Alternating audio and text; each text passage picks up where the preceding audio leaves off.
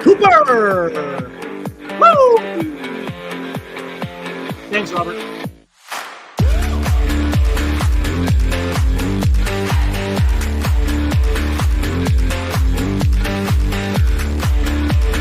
Got the Kings in there, bro. You can expand.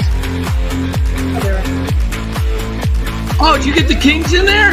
Yeah, the Kings are in there. I was busy putting up Cooper. Yeah, all right. He's in there. Got the beam going up in there and all that good stuff. Very good. Very good. Hold on See, here. Let me get this Kings, here. Kings made the cut. Kings made the cut. Was it the beam? It was the beam. Oh, well, I'll have to go out and check that out. Matter of fact, hold on. I think I'll show you exactly what it looks. I'll tell you what. Here we go. I got what I put in there here. Where's the overlay? Here we go. Boom, boom, boom. Where are we at?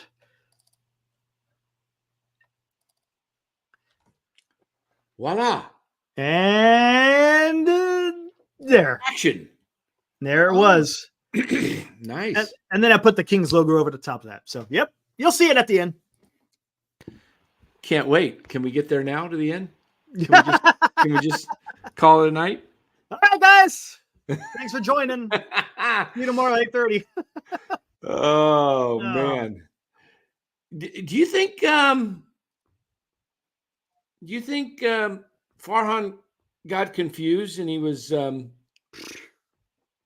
to sign this guy? Cecil Cooper. Oh. I know he's a little old, but you think maybe he had the wrong sport. Maybe he's trying to find Cooper Cup.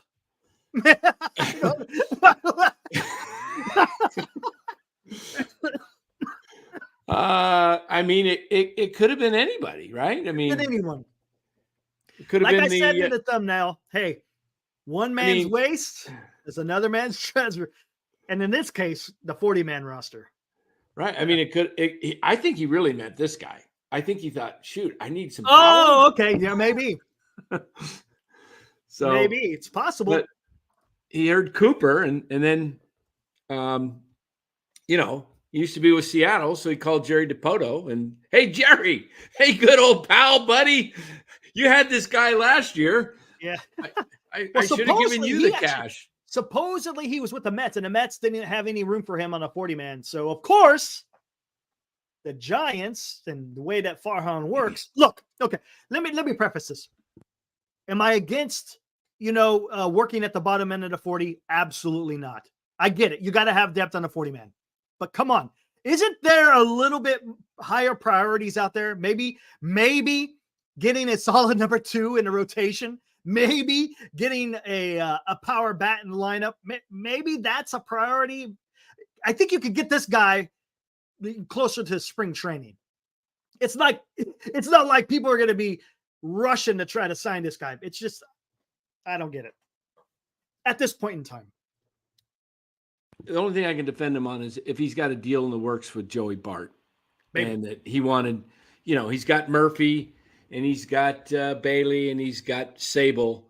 And then maybe this guy, supposedly this guy's kind of like an outfielder.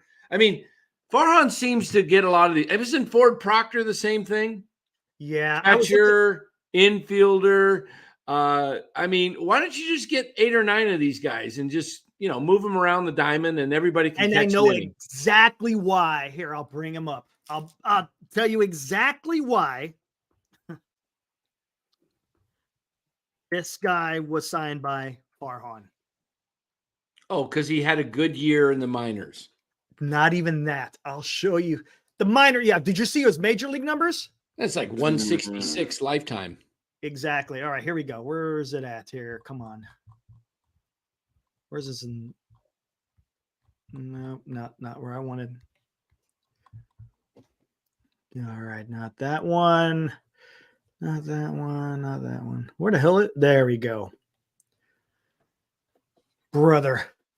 I'll tell you exactly why. This is exactly what Farhan loves. Boom, boom. Oh, went too far. Nope. Not wait, where's it at? I think it went too far. That's standard fielding. We want You're getting me dizzy. batting. I know, sorry. Well, last 5 games. What the hell's going on here? Standard bat. What the heck? Oh, it's just a MLB. Okay. Where was it Hey, at? Where the hell's his? that. Wow, that's weird. Earlier I saw his minor league and it's not showing it. You gotta Interesting. Hold on one you gotta second. pull up the minors. Usually it's all together. That's weird. I'll find it. I'll not find it. always. Let's see. Where the heck? When I was looking at it earlier, it showed everything. Now it's disappeared. I'll find it. I'm trying to pull up the let's see, the current roster. Do they have? No, they don't even have the what's his name? Oh, there he is. He's on there. You got it? Okay. We're gonna yeah, exactly, Johnny. 40-man roster, guys. What's going on? Let me tell you something. What's happening with the Giants 40-man roster?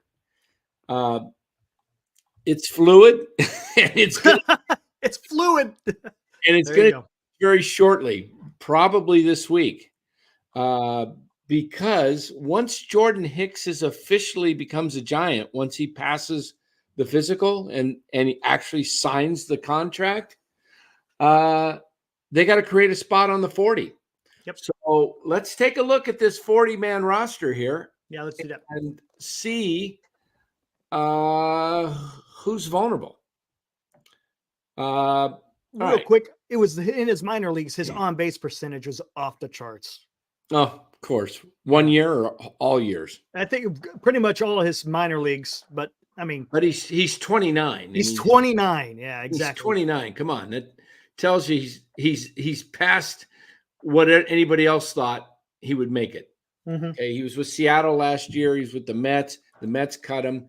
This is just your typical Farhan journeyman pickup and shuffle the 40-man roster because somebody's going to get cut. No one will pick him up, and then Farhan will have another piece of depth that's out of that's not on the 40.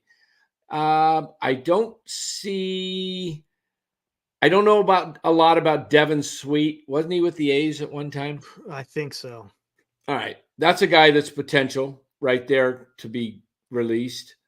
We're going through. Can you guys see these? Yeah, I can see it. Yep. All right. TJ Hopkins is a guy that's potential to be released. Ramos may be vulnerable. No, Ramos won't be released. He could get traded. Right. Wait, he has one more year or two, right? Plus, he's got options still. Yeah. So. They're not gonna. My guess is it's who was the dude I mentioned? TJ Hopkins. Hopkins. You got Hopkins. Right. Tom Murphy is definitely going to be the backup catcher. Yeah, they didn't sign what about Blake Sable? I'm guessing he's still going to be on the roster. Probably going to be. Yeah, he's got options. He can be sent down to Sacramento. But I'm trying to think of who they're going to get rid of because the 40-man is the key, right? Right. They got to blow somebody off the 40. My guess is it's Hopkins or a trade. It could be Bart. Bart, you watch Bart get traded for some younger minor leaguer that is a prospect who's not going to be on the 40. Right. You watch. Happens any day now. Yep. That's just, or it could be Devin's. Who knows?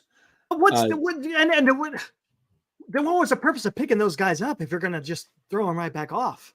If he's got a deal in mind for Bart, would be the fact is he was put on waivers and I don't know if Farhan thought, oh my gosh, that is he might not clear waivers. That's absolutely true. Yeah. Go ahead. That's why Bart, I think, goes for just some body and somebody with that's A ball, double A, few years away if they make it at all. And you brought up a good point in the green room, Dan. You still got to make room for the pitcher we just picked up. Hicks. That's what I'm saying. Somebody's got to go off. And then when Ray comes up off the 60 in the summer. Oh, that's a I mean, long time. but then I mean, again, hey, yeah, believe me, this roster will be turned not gonna, over a couple times good point. before Good point. before Ray comes on. But they gotta, if they want to sign another free agent, whether it's Blake Snell or Cody Bellinger or Matt Chapman or Reese Hoskins, anybody, somebody else has to be moved off this roster. So I Correct. gotta believe that some trades are coming. Okay, Trades are for trades example, are outright just released. but if you do a trade, that still clogs up the 40 man because you're No, going it to be doesn't. Not if you no. pick up guys that are young and they're not on the 40. You could pick I see up what you're Joe saying. Schmo, who's 19, Gotcha. I see what you're saying. and stick him in San Jose. Gotcha. If that's where he's at, he's not going to go on the 40. Okay, so you're thinking the trade's not going to be for major league talent. It's going to be for someone that's quote unquote controllable and that doesn't have to affect the 40. Someone like Bart, yeah. You see, I mean, what kind of ludicrous does this make when you had the opportunity in 2022 to trade Jock and to trade Rodon to supplement your draft, right? Because now you're going to be getting prospects. Last year, you could have traded Cobb at the trade deadline, maybe even JD Davis, and again, replenished your with prospects. But now you got to put trades together to do the very thing you could have done the last two or not the last two trade deadlines. It's just, it seems like a day late and a dollar short, doesn't it? I don't know. Maybe I'm overthinking it, but it just seems odd. Yeah, it's who knows what this guy's thinking. I really don't. It's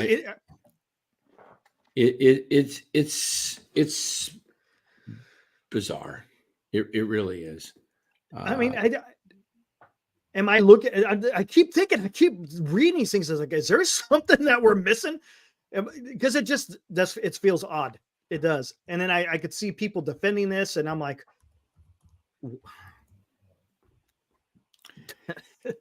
like I said, I could see the point of having depth, but there's higher priorities that are needed for this team. Well, you never know on some of these things. You know, I mean, it's not a big deal, really. It's just so typical of Farhan. It's the optics. It's the optics. It's really not anything to do with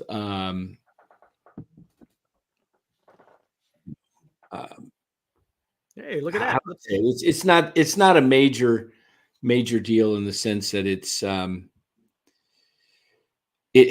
gosh, what am I trying to say? It's just whatever. It's just one of those deals you make and then you move another guy.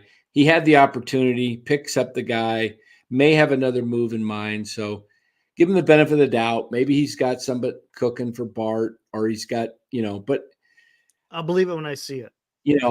He paid cash for the guys. I don't know. He must have thought somebody was going to pick him up on their 40 because you can always sign him as a free agent. Maybe this way Farhan has control because, he's picks him up. Who knows what it cost, but it just, like I said, let's worry about making the 26 man better and then focus on the 40 man, before spring training. Come on. Yeah. There's Hoodie. $5. Thanks, Hoodie. He goes, we have a saying, hard times make strong men strong men. What? Oh, whoa. Hard times make strong men make good strong men. Needs a comma. Okay. Hard times make strong men. Strong men make good times. Good times make weak men. Weak men make hard times. Woo! May not have had the spaces for the commas in there. I think I know what you're trying to say, Hoodie. Appreciate it. Thank you for the $5. Thank you. He's getting philosophical on us. I like it. Yeah, so let's get rid of this 40 man there. There we go. I found his minor league stuff here. Yeah, on base 359, 368, 397, 384, 432, 423. And then when he gets to the majors, it takes a huge nosedive. 423. How many at bats? 129 here. I'll bring it up. I mean, that's pretty good. Okay, right. Is the guy from the Bay Area or something originally, or would he grow up a Giants fan? I saw some little Portland, Oregon. Oh, okay. West Coaster. So he's a designated hitter, a left fielder, and a pinch hitter. Boy, they just updated this because when I looked at it earlier today, it said he is a catcher. It said catcher, first baseman, outfielder. Yeah, he does catch, but and now now they just changed it to designated hitter, left fielder to pinch hitter. Okay, whatever. It totally changed. But yeah, Sita on base. When he was 21, 359 on base. Not much of a batting average. 102. Let's see where he had like 300 at bats. 327 on base, 397. That's pretty good. 63 base on balls. So he must be a fairly patient hitter. 82 base on balls in 23 with Seattle. Wait, he had 363 at bats in the majors? Oh, AAA. No, AAA. Yeah. Okay, I saw Seattle to the left. AAA. So he's a great AAA player, but there's a lot of those guys out there too. Not and here is his MLB. Not much of power. Not much power. No.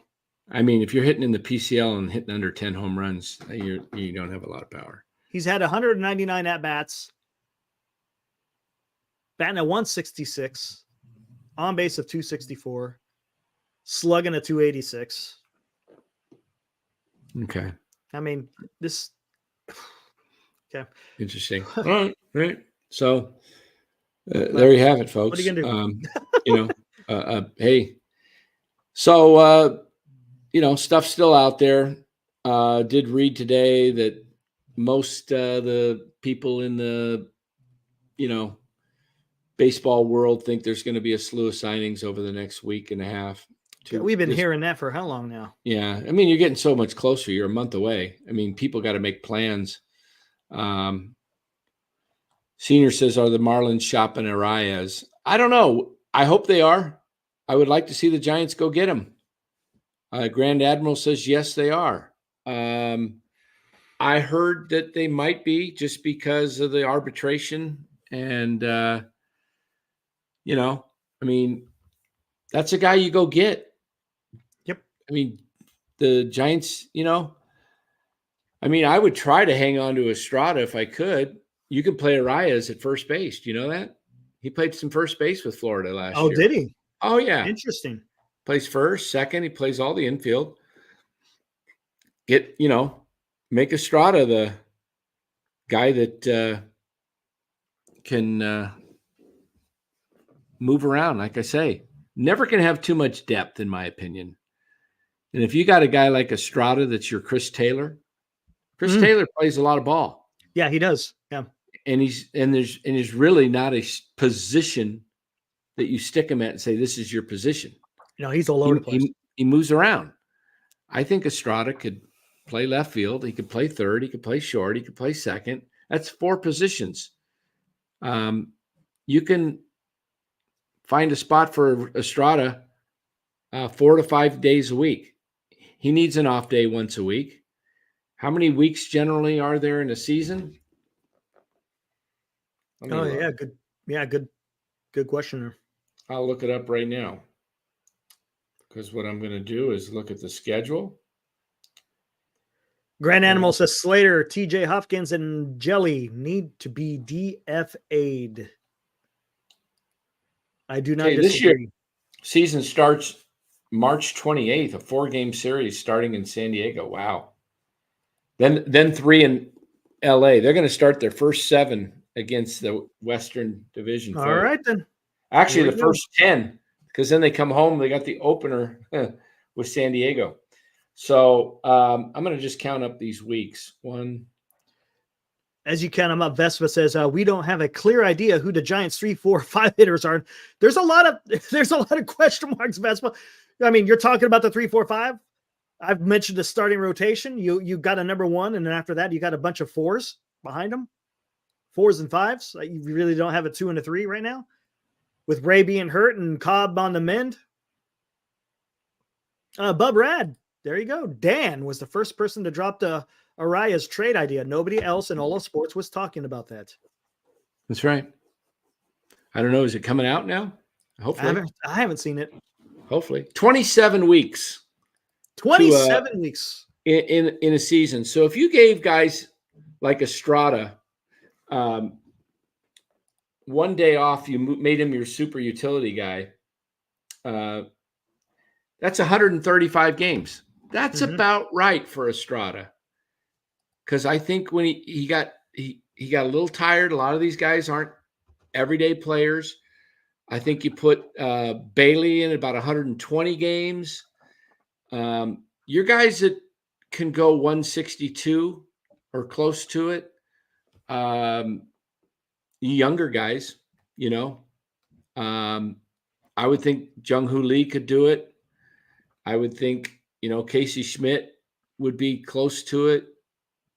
Luciano, but give them a little breaks here and there. And see, I just don't think Estrada, to me, I don't think he's like an everyday player in every team in the major leagues. He's not an everyday player on the Braves. No. I don't think he's an everyday player on the Dodgers. They could play him at short some, but he's not an everyday guy. Nope. Now, Betts, he's playing second base, right? Right. This year? Yeah. Yep. I don't even think Estrada plays every day, maybe on the Diamondbacks. They got at second base, they got Marte. No way. And they got Perdomo at short, and they got Lawler behind him, and then they brought in the guy from Seattle. I'd always forget his name, the third baseman, the power hitter. Oh, Suarez. Yeah. Suarez. Why is Tyro Estrada like this untouchable? Got to have him in the lineup. I don't know. He's a good player. I like him. He's a good player. Yeah. But he's not a guy you just pencil in the lineup every day and stick him out there. He was starting to show it, but before he closest the Giants have. Right. He was their best all-around player, in my opinion. What do we got? Senior says Matos, Baylor, Schmidt, Luciano Harrison, Beck, Waits, all on the 21 San Francisco. Talking San Jose about Giants. The 2021 San Jose Giants put together one of the best seasons in franchise history, culminating with a low A West championship. Which is great, but once you start graduate up to the higher level and get up to the major leagues, it's a little bit different. A little bit different. Remember Brett Pill? Remember killing AAA? I mean, how many guys have we talked about this so many times? How many different guys have just killed it in AAA, flew through the Giants farm system, but then you get to the big leagues, it's different. Yeah. It just is. That's just the reality of it. Yes, I get what you're saying, but they play together and won together. Yes, I get that. That does make sense. And that is valuable. I would agree with that. Hey, I want to bring up, let me bring up, hold on here. Going to bring up a couple things here. Then we're going to get to, I want to get to some 49ers talk here. Chris Shaw. Yep. Turd. Exactly. Chris Shaw. Even Mac Williamson. But who knows? Who knows what would have happened if he didn't hit his noggin? Yeah. But hepatitis. Farhan told Otani if he were to sign here, he would have to platoon with Slater at DH. Los is in the chat. Keep Estrada, as he's one of the few 3+ star players. Wonder what's going to happen with Brandon Crawford this year. Is he going to get signed by anybody? Is he going to retire? I wonder what's going to happen. I haven't even heard nothing. I've heard nothing on what's going on. Have you? Have you heard Nothing. anything? Nope. Let me show you guys something here on the international signings front. Oh, yes. There you go. You're going to bring up that chart? Yeah, right here. You guys see that? Yeah, there we go. You got to zoom in where the Giants are. Okay. So what this is it rated the teams 1 through 30 and basically took, how based on the rankings of the player rankings of, Like, for example, Texas was rated number 1 because they got the number 2, 29, and Ooh. 46 prospect. Wow. The Mets got 6, 31, and 41. Arizona 10 and 24. Look at that. Giants 36 and 40. Okay, so we'll get to them. Brewers 12 and 22. Blue Jays 27, 32, 34. Nationals 20, 23. Twins 839, and so on. Padres are there ranked 1, 2, 3, 4, 5, 6, 7, 8, 9th. They got the number 1 prospect. That's it. If you ask me, who would I rather have, the number 1 or the number 36 and 44? Just give me the 1. I'll pay extra, which the Padres did, man. and you get a star, maybe a potential. What's up, None of these guys are, shoe-ins, but and take a gander on the NL West teams. Where are they compared to the Giants? Well, let's see. We got the Padres at 9. We got the Diamondbacks 3. Padres 9. Rockies are 10. Mm-hmm. And then 11, 12, 13, 14, 15, 16. Dodgers 17. So all the other 4 teams in the NL West 18, 19, are higher than the Giants. Did I miss this? I got 29 teams in my count. Maybe I'm missing. Wait, 1, 2, 3, 4, 5, 6, 7, 8, 9, 10 Rockies. 11, 12, 13, 14. Yeah, 15, New York's missing. 17, 18, 19, No, 20 Tampa Bay.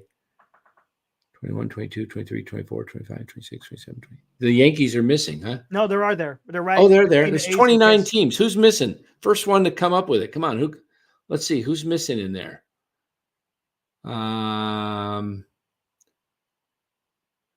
Twins, Marlins, Mets. Nope. Second. No, Mets are 2. Even the A's are on there. All right. The Boilers. Gonna do the cheat. Got to look at the MLB standings. Tampa in there. Yep. Yankees are in there. Toronto in there. Yep. They're Where? Fifth. Okay. Minnesota, Detroit, Astros. Cleveland. That's who it is. Very good. Jeff Taylor. Astros. All right. The penalty. Maybe the penalty. Yeah. Oh, okay. Yeah, because they got their hand slapped. Okay. So the Giants are 24th. And if the Astros were in there, they would have been 25th, I'm sure. just come on. But you got the Dodgers, the Rockies, the Padres, and Arizona all ahead of you in the internet. They're beating you in the farm. They're beating you. Hey, a lot of these guys, the Giants signed a ton of guys, which they do. I mean, they sign these kids 16, 17 years old, and then they put them in these rookie leagues, and they got an academy down in the Dominican Republic. Yeah, some you hear of. What's going on? Some you don't. I mean, it's pretty difficult to make it to the big leagues. It is. Absolutely. Let's not say that, it's easy breezy. It takes a lot of hard work for these kids. Padre fans at Grand Admiral says they want Conforto and Luke Jackson for Kim. Well, geez, I'd do that in a heartbeat. Interesting. I would do that, and I'd say, yeah, here's my private jet. I'll fly you right down to San Diego, guys. Bring Kim up.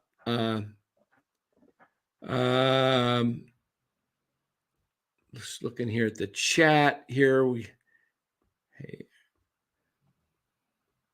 got any more? Let's see. According to Fangraphs, this is TN. Haven't seen you in here before. Welcome to the chat. Appreciate it. It says, according to Fangraphs writers, the Dodgers have the second best prospect. In the international signing? Maybe in the farm. Sure. Maybe you're thinking of the farm. I'm not sure. Yeah, the Venezuelan, they did get a lot of guys. I was looking at their guys here today. Let me see if I can pull that up for you. Yes, it is international. That's what TN is saying. Okay. Maybe someone that is rating their prospect a lot higher than. But look at that. I mean, it's just Arizona, though, goodness gracious. Here's something of interest. Let's check this out. I like what you said, though, because you added that to a tweet where you're talking about the Giants' history of being able to sign Latin players. Yeah. It was huge. It was, I mean, you Used to said, be- Cepeda, the Alou brothers, Marichal. I mean, come on, man. What is going Yeah. on? Let's check this. Go for it. 7 teams poised to improve by leaps and bounds. Let's see who they are. Poised. Let's go. Who's poised? The leap ahead. Poised. Yankees. Yankees. The Yankees. Reds. Ooh, the Royals. Wait, was the Reds ahead of them? Because they just showed a Reds player. Or was that just an Reds. ad? There it is. Reds. There it is. So we got the Yankees, the Reds, the Royals. Interesting. Remember, they picked up a lot of depth in starting position or starting pitching. Cardinals, yeah. Cardinals for sure. 71 and 91. Yeah, there's no way. Mets. On there. Interesting, the Mets. Mets. Okay. And who's last? Phillies. Really? Phillies. Really? They had a decent year. Wow. Okay. Oh, and the Dodgers. I guess they're set with a, better. They were 162, and they're poised to be better. Man, do we that have must be nice, huh? Do we have a poise to be worse? Come on, we got to be on some list. Don't we want to be on some list. Oh my God. Where are the Giants winning? Where are the Giants winning? Please. These teams are reportedly vying for Montgomery. Let's see who they are. Let's see. Oh, that's January 11th. Forget that. Boo. That's old. I'm not going back. I want, give me fresh news within the last hour. Let's see what. I'm watching a tank get blown up on Twitter. Let's see. What do we got here? Come on, get out of my way there. I'm seeing a lot other than baseball news right now. We'll check the trade rumors and see what that page has to say.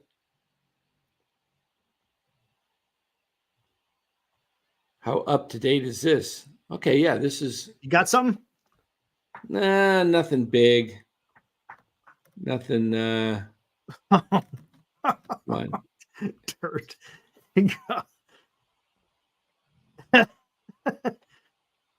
Baseball 101 prospects list came out today. Benji said. Is it? Oh, okay. Yeah.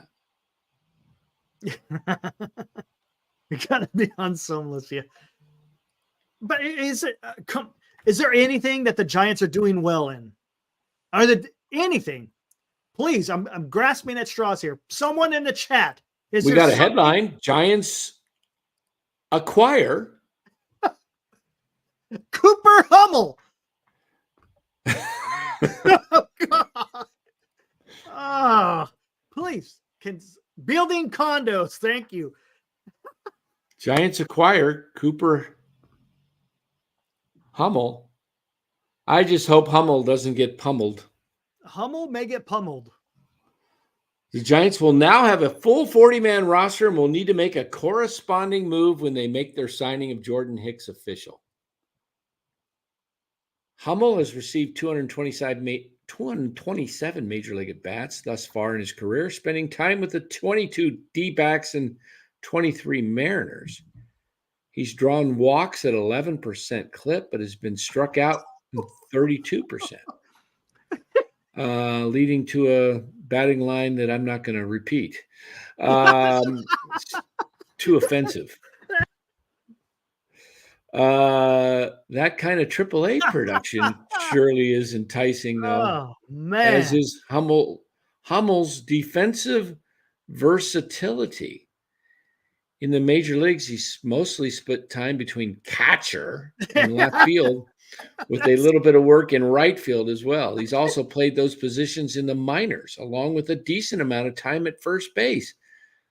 This guy's just like Blake Sable. You know what's funny? We just looked at Baseball Hey, Reference. there's Blake's name. There it is. Look.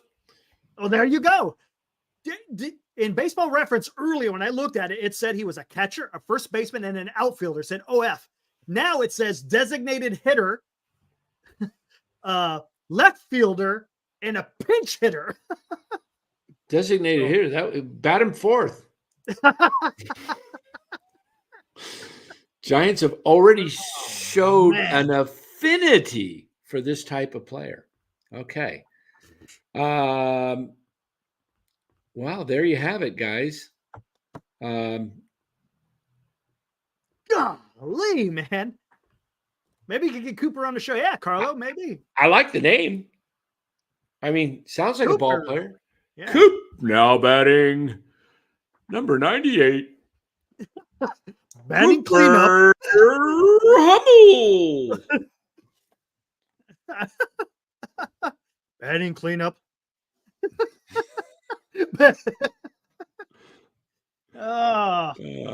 Yeah, that's a good point there, Jeff. Yeah. Thank you for the $2. Appreciate it. They need an 18+ warning in front of the Giants stats. Oh, man. Yeah, it's pretty offensive. Pretty offensive. And look who's there. Hey, what's up, Los? There he is, making his appearance. Agent for Cooper Hummel. We have the agent. We just brought in the agent for Cooper Hummel. By the name of goes by the name of Los, as in losing his clientele at the now he's dumpster diving like Farhan for prospects. Tell us about Cooper. What do you like about him?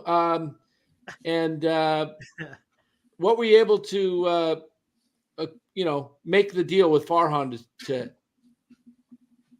have him sign there, Los? Well, first of all, I wanted to make sure that Farhan won Executive of the Year. So signing my guy will definitely point him in that right direction. He's definitely the right price. He's definitely the right rating, 1 star. So I thought he was a good fit for the Giants organization. Nobody else in Major League Baseball called me on this guy. The Mexican League didn't even call me on this guy, but Farhan did. So I thought I'd answer. And here we are.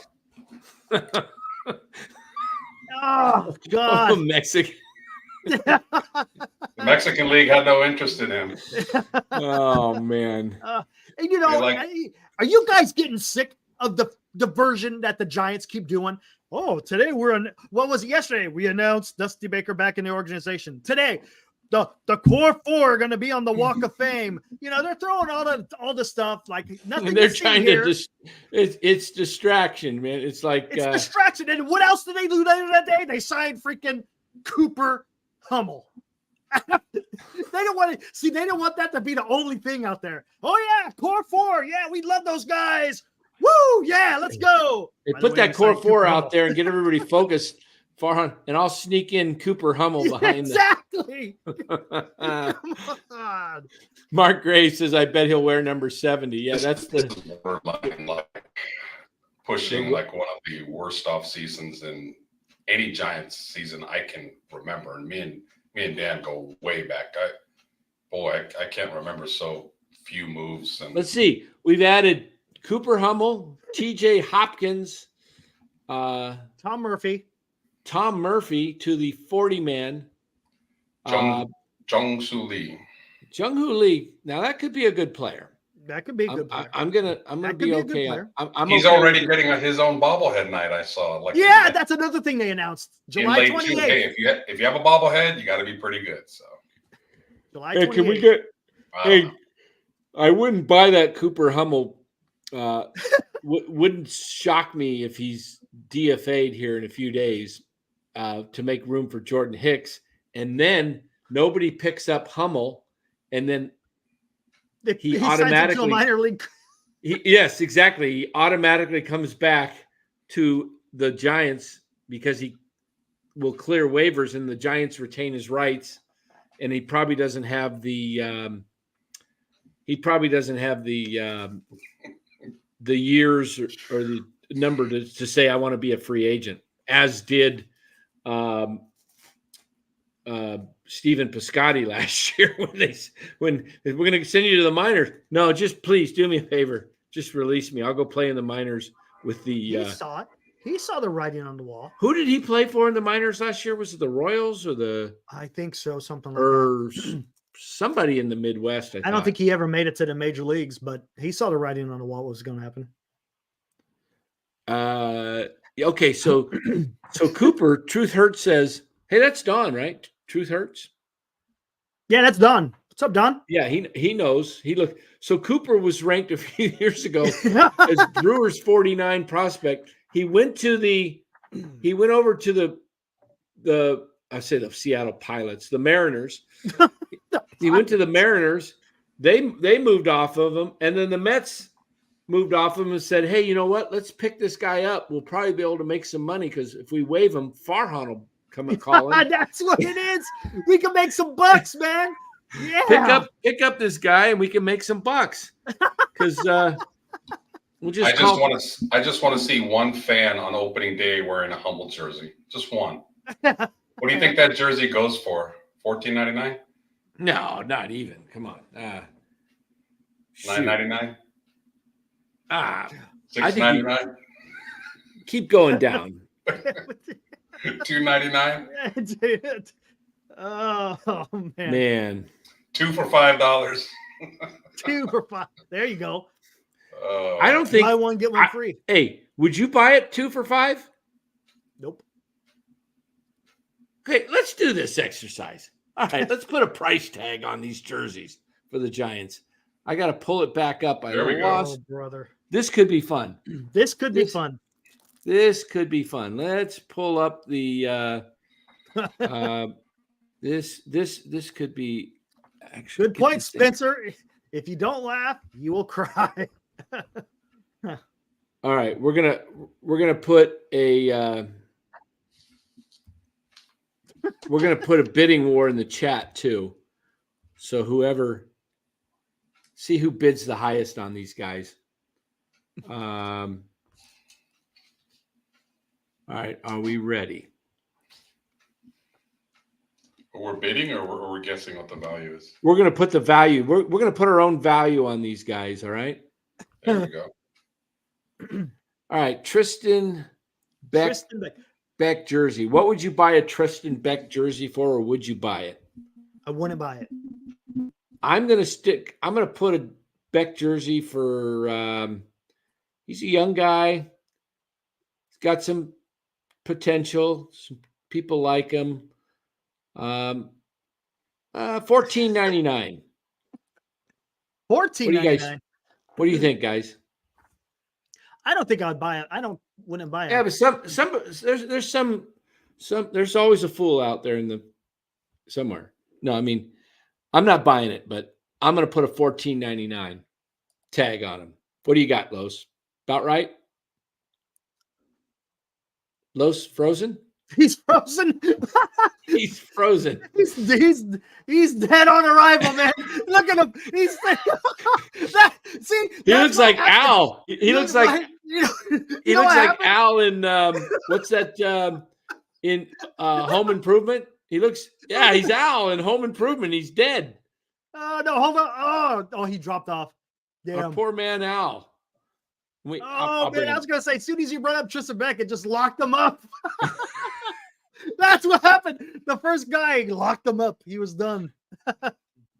Look at the rounder. He goes, I tend to watch you guys because I like hearing you guys complain about the Giants. I think it's funny. Now I'm just feeling sorry for the torture for him that you put through this offseason. Yeah. Oh, man. It hurts. Don't tell me that Cooper is going to be in the Giants' top 10 prospect. No. He ain't Don's. No, he's not going to be in the top 30, I don't think. Jeez. All right, so let's go to Alex Cobb. Okay. That's probably what do you think? And we bring back Al from Home Improvement. I got the Farhan of internet over here, man. Jeez. You were just staring off into space. I thought you were thinking. You didn't Oh, move. it had me frozen. Yeah, you look actually like you had just, You were thinking about it. You look like you were close to being embalmed. Well, I'm gonna mess around one time and just pretend I'm frozen and see if you guys is it live or is it Memorex? Oh man. All right, so What do we Alex get at Tristan Cobb, Beck? I put a He $14.99. said That 14. might be What do you high, think? but That sounds right. I like the $12.99. kid as far as nice kid, got some good talent. Cobb, throw a tag on him, somebody. Well, what do you think? I would say $19.99. 25. I'll say 25. Oh, I was gonna go a little higher, like 39 He's to buy a damaged. jersey. 25. He's damaged goods when he's healthy. Yeah, he's got a bad hip. All right, I'll go with you guys. I'll go with Matthew. He said 79 cents. All right, Duvall. I'm going to put the $99 on Duvall. Real quick, what did he say, Steve? Fill us in. Ross Stripling said something on foul territory today. Fill us in, Steve, while we do this exercise. Yeah, what do these jerseys go for? About 125 or so? Expensive. You can get them on Maybe more. Fanatics for Like a little bit 150. more reasonable. Yeah. I put the $99 tag on them. What are you guys putting on them? Oh yeah, Camilo. Yeah, I like that. That's a variety. He's a stud. Yep. All right, Harrison. I think that's right up there in the $99. For the sheer hype, absolutely Yeah, right now. maybe a little Maybe higher more. on Harrison. I was going to say maybe more. Maybe more because he's a rookie. Could get rookie of the 120. year. Let's go 120. Sure, 120. Oh, authentic jerseys are 250. Okay. Oh, jeez. Oh, wow. God. All right. Sean Jelly. I'm buying that, man. I'm buying that. It might be worth something just because he's the tallest dude in baseball history. At least a 4XL with him. I'll buy that for $1. All right. We'll put a couple way. bucks on Jelly. Luke Jackson, $5. $4.99. Yeah. $4.99. Trevor I like McDonald, Don't even know who the guy two- is. I don't even know who he is. $2.99. What's his pitch? He's Ronald's son. 9 pesos. Eric Miller. He spells his name wrong. Yeah, right there, man. You just Eric. you got Eric? to deduct. All right, that's not a buyable jersey. It's not a buyable jersey. Okay, Robbie Ray. Robbie Ray. That's probably Right now 75. What do you guys think? I say 75. $59.99 damaged goods. When he gets healthy, he goes up to $79. Yeah, right now he's $49.99. Yeah, $50. Yeah. Randy Rodriguez. That's a buck. Sure, a buck. Somebody, you got to have a price tag on everybody. Tyler Rogers. How about 39? How about 30 even? Yeah, $29.99 sounds right. Yeah. That's the lefty, right? That's the righty. That's right. Taylor's the lefty. I think Tyler, because he's got that funky delivery, gets an extra bump in his. Reminds me of Frank Williams, old school Giants sidewinder. Did we hear what we're coming up on Ross Stripling? Did anybody? Oh yeah, I missed that. Get anything from him? It was who it wasn't Spencer. It was Steven Ortega. I'm going Tyler Rogers. I'm going to make it 39 and Taylor Rogers 29, just because Tyler's got that funky delivery and he came up as a Taylor farm. a little bit more dominant than Tyler. Yeah, he is, but Tyler's a little bit more. He came up with the Giants. Since they're twins, they each get $35. How about that? Well, we'll split it. Yeah, 35 bucks. We can't have one more than the other. That would be 35 each. He's so cruel to the other one, even though the lefty's a little better.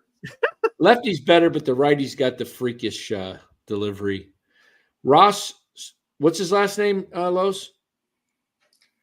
Stripling. There we go. Ross Stripling. There we go. Ross. Fill us in, Johnny. We're asking Steven Ortega. Fill us in. What did he say on foul territory? Ross Stripling, $4.80 to match his number. Buy one, get one free. Devin Sweet, he doesn't have a number and he doesn't have a price tag. No. How about the cryptic trader Stripling? Kaiwei Ting. In the nuts. Kaiwei Ting. That one is no number. No number, no price tag. I recall reading about him a couple of years ago that they really liked him a lot. Yeah, supposedly he's supposed to have something. We'll see. Yeah. He's Taiwanese to be specific, but yeah. Taiwanese. Ryan Walker, what, $9, $10? Oh, well, there you go. Imagine that. Steven Ortega said he wasn't happy last year and thought he was going to be a starter. What I tell you? What do you think? Why do you think Mania left? Why do you think others are not coming here? I'm surprised Stripling came back. He came back because he's got a $12+ million contract, and he probably felt like he wasn't going to get it anywhere else. He probably could have. I'll tell you what. If I was Ross Stripling, I would have been on the phone with my agent. Maybe he was, and say, "Hey, get me a feel. I'll sign early. Get me 2 years, and give me 2 years, and 20 to 22 million total. I'll take a little cut. Just get me that second year, and get me out of here." But I wouldn't be surprised if Stripling has a bounce back year if he's got Bob Melvin and he's motivated, because when you're on your last year of your contract and you're near the tail end of your career, strange things happen. Like all of a sudden you find a burst of energy and you realize, if I don't pitch well, my career's over. Could be over, Yeah. I got to turn this into a multi-year deal. I got to make this year such a good year that I can get a 2-year deal and get another $25 million from my family. Serious. That's what happens. Yep. Hey, Dan, did you happen to see your Twitter? Did you see Steven Risotto? Yeah, I saw that on the attendance. Yeah. Okay. They know if you saw that. I did. There was a couple comments out there that pretty much somebody else came out and said, "I've got it on authority. It's 7." Did you see that? No. Is it further in that stream or in that? Yeah, I'll pull it up right here. Yeah, go for it. We're segueing a little bit here, guys. Yeah, we're just bouncing around. That's what you do late at night when there's nothing to talk about. when Cooper Hummel. Wait a minute. Why don't you go into? Why don't you go into? Is Red Jet out there? See if you out there, Red Jet.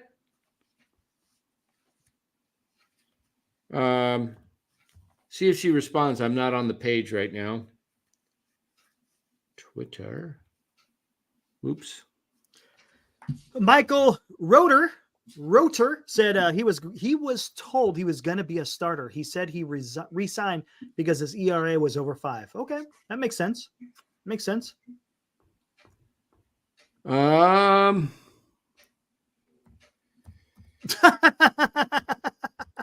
Rounder 199. Thank you, sir.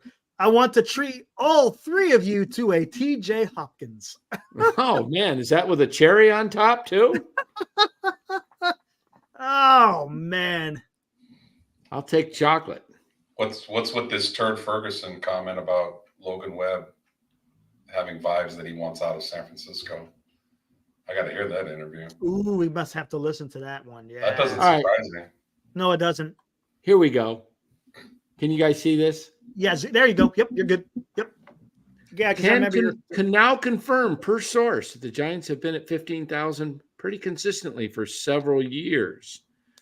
Let's take a look at the comments. Ooh, Jordan Elliott. I'll be on KMBR tonight at 8:35 to talk some 49ers and Warriors. Oh, with who was the host tonight? Carrie. It was Carrie. Okay. Yeah. Oops. Hold on here. Okay, I'm guessing here's they're some of doing the fine. comments. Your source, Mark Hope, is factoring in all the plans, the mini ones, the games for $20 weeknights, only ones. Why would a full boat all-in guy among many, many others like NorCal Sports not re-up? Interesting. Appreciate that, Mark. Mm-hmm. Wait, were you involved? Oh, this one's a new one. I didn't see this. In the conversation too, because that's really not true. Mini plans were not included in the total. How long is several? That's the question. I assume post-COVID. Sportsman, I can confirm that is a huge miscount. This past year was 7,000. I have it on good source. So the 15K you were talking about is 2019 season. So no way in the last 3 seasons they even had 15,000 ticket holders. Interesting. Lou Marston has come on here numerous times saying last year was at 7,500, Yeah. right? 75 or 8, something like that. Yeah. What happened to the rest? I don't know what happened. I don't know what happened. Didn't the Rockies have better attendance than the Giants last year? I think they did. I could be wrong, but I thought that. Oh, we got more here. Yep. This is more here. Okay, thanks. I cannot believe these are still season tickets they use. I thought this was hold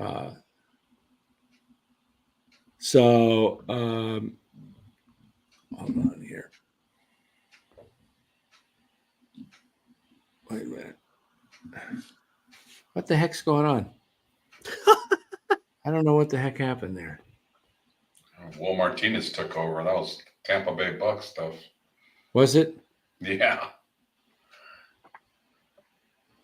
I believe the average ticket price goes to, so it's no way. The average ticket price is not 50. There was somebody that said something, you can't trust me or something, like, I don't know what it was.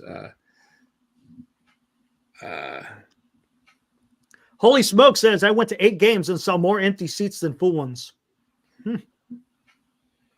Where's the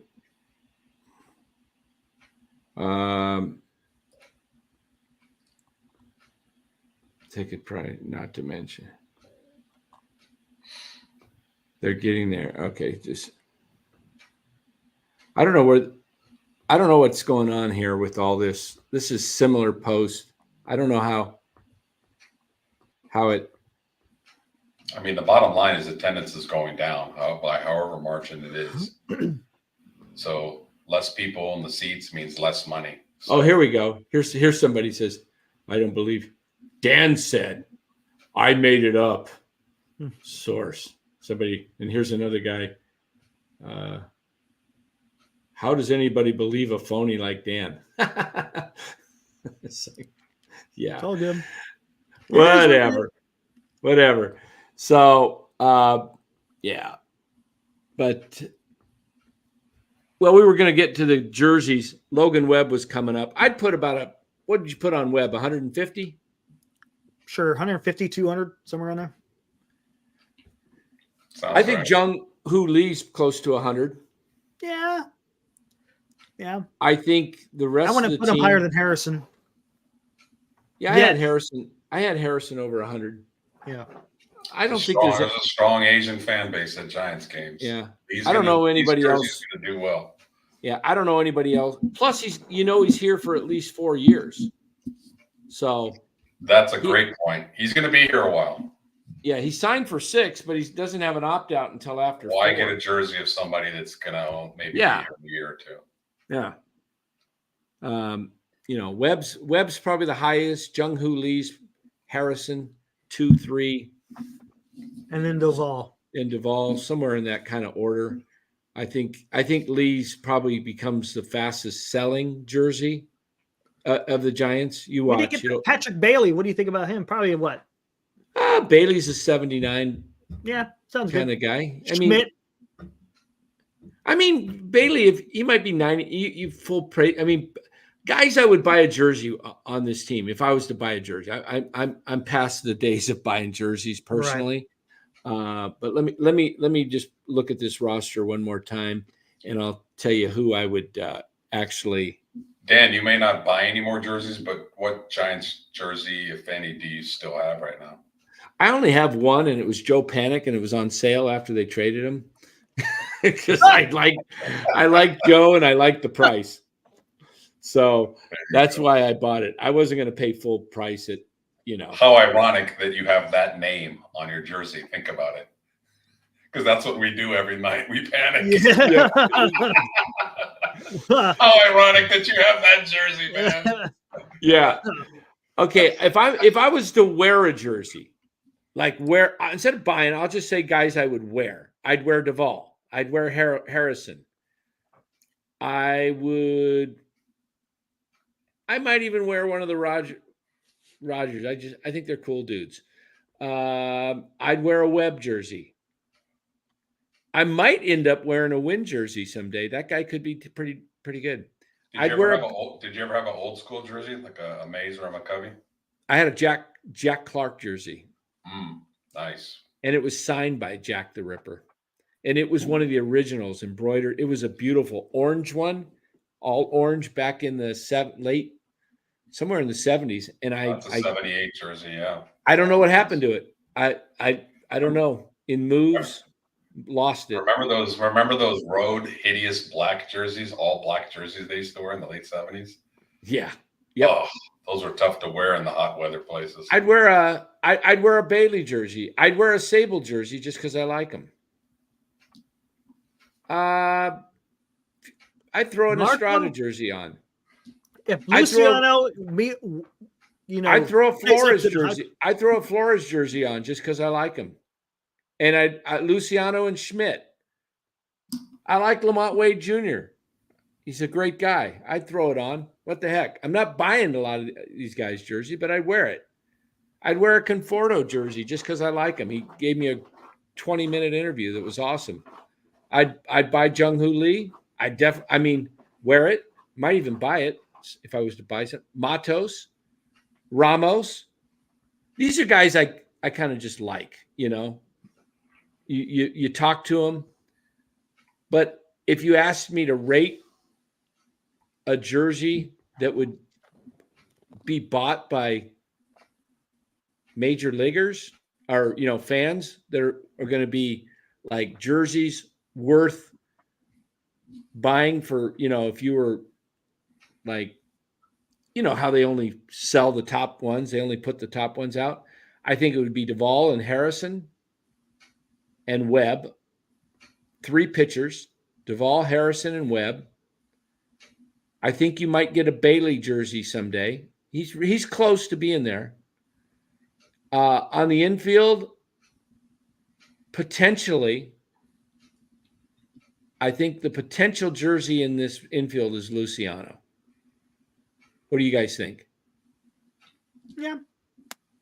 It could be Schmidt if he turns into a real player, Gold Glover. Yeah. If they give him the third base job. If they give him the third base job, he could do it. He could become, because he's a great guy. Everybody loves Casey Schmidt. You would love to have, be decking a Casey Schmidt jersey and have that guy, he's like the Gold Glover of the National League. If he hits at all, he's going to be really good.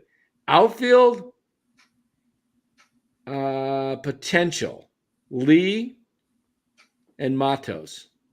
That's it. Oh, and Hummel and Hopkins. I forgot those two. As if that outfield wasn't crowded enough. I know. Yes. You know what I mean? Ramos. Hey, look what Benji said there, Dan. That's pretty good. What did he say? He said 125 plus people here. Dead part of the off season. Tells you a lot about this channel. Dan, you're going to have haters as seen on Twitter because you keep it real. What you want gets San Francisco Giants closer to a chip. Yeah, thank you, Benji. Yeah, that's true. Man, you know what? You're getting more friendly fire from Giants fans than Dodger fans. Yeah, exactly. Well, they're realistic, Yeah. I mean, Giants fans are demented. Some of them, they're just like drinking the Kool-Aid. I mean, come on. I'm just telling you, real. This roster is a 4th place at best right now. It can improve. Yeah, it can improve. I mean, it can change overnight. Will it? doubtful, but Hey, did Red Jet ever respond? Not in the I chat. don't think That's so. what I Mark don't Graves think said. she's on here tonight. She was in the very beginning. I thought I saw her at the first one. You know what? I am going to see if I can reach out to Red Jet here. 1 second. If I can find it. Where do you look her up? Hold on here. We were in communication today. I'm going to promote something of hers and I can't. There it is. Okay. Oh, hold on. Oh, yep.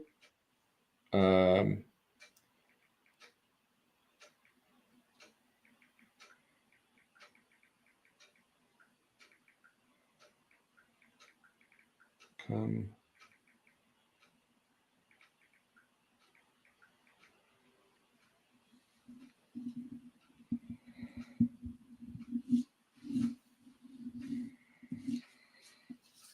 Okay. So we'll get. What are you trying to promote? What does she have? She's got some kind of business. No, it's not maybe she does some art stuff, and she put together something really cool, and for the Niners game this week, and Well, we can ask her if she wants to be a sponsor of the show. I don't think it's that, but Segue right in. hold on a second. Let me just see something here. There's something new. Okay, so Well, what is zone? You got music going on.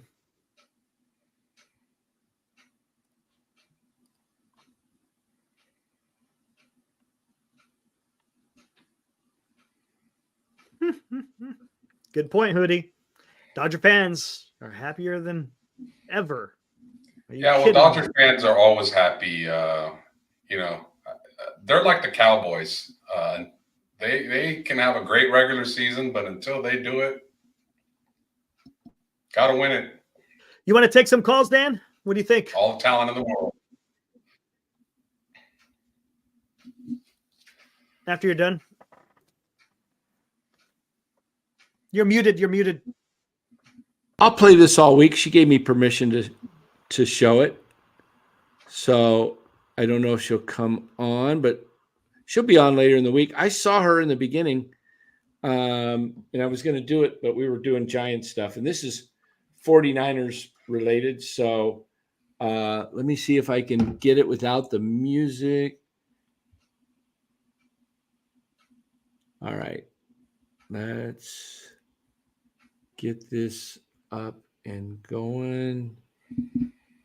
Present. Here she comes. How do you know? She texts you? The power of Los. Okay, hang on, she says. Okay. All right. Let me. What's up, Mike? Haven't seen you in the chat before. Welcome, says Dan Eric. How do you feel about Dusty Baker joining the Giants as a special assistant to the front office? I kind of feel like they've had Bruce Bochy, they've had Will Clark, they've had Barry Dusty Bonds. Baker before. Yeah, they've had all these guys, and they've done no significant change.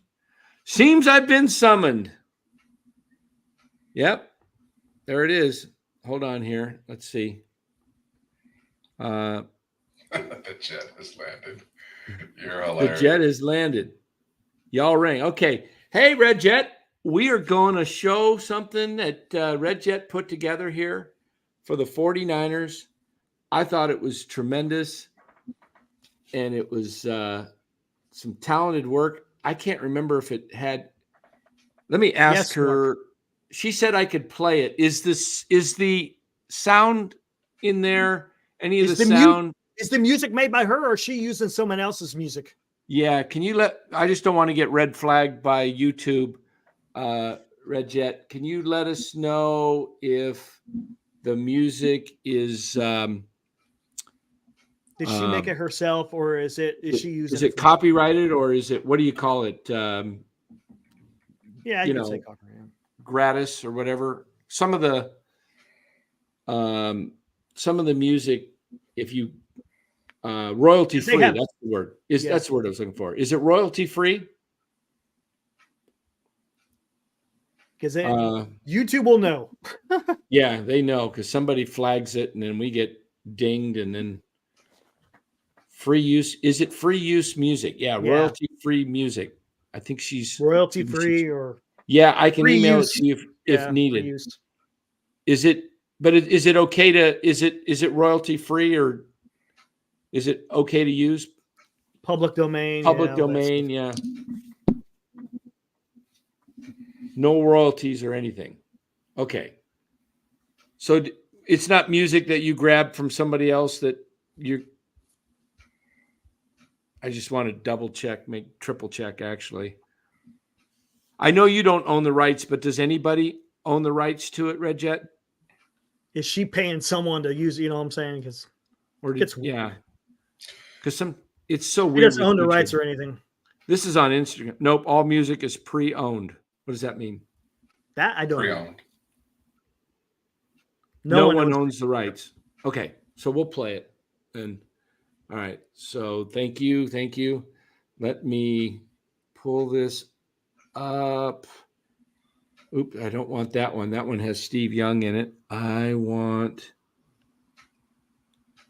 Let me go back out. Posting. I don't use Instagram a whole lot, so I don't really know how to find the. Before you play that, Dan, real quick, to add to that Dusty Baker question, we all got juiced here when they announced Posey was coming back, and we thought that there was going to maybe be some movement or maybe some persuasion in the way that we kind of all want. I think Dusty Baker is just being brought back, sadly, to just kind of sell tickets, just to have another big name added to the front office. It's a nice title to have. How much influence he has on a guy that is very stubborn in his ways. I don't want to be fooled again, like we were with Posey. Yeah, you know what I mean? Exactly. So I think they hired him. It's a nice PR move. I don't think it's going to amount to much. Here we go, guys. Where's the sound? Is there sound coming out? I'm not hearing it. Are you hearing it? Yeah, I hear it. Okay, just watch. It's cool.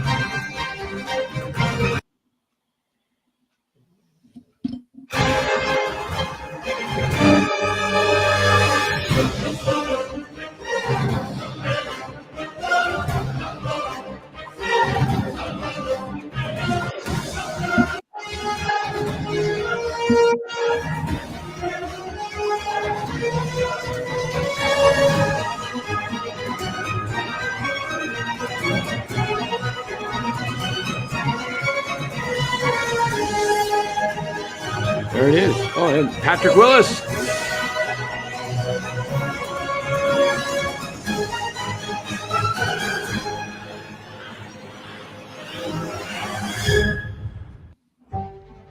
It's been a long. That's pretty good, huh?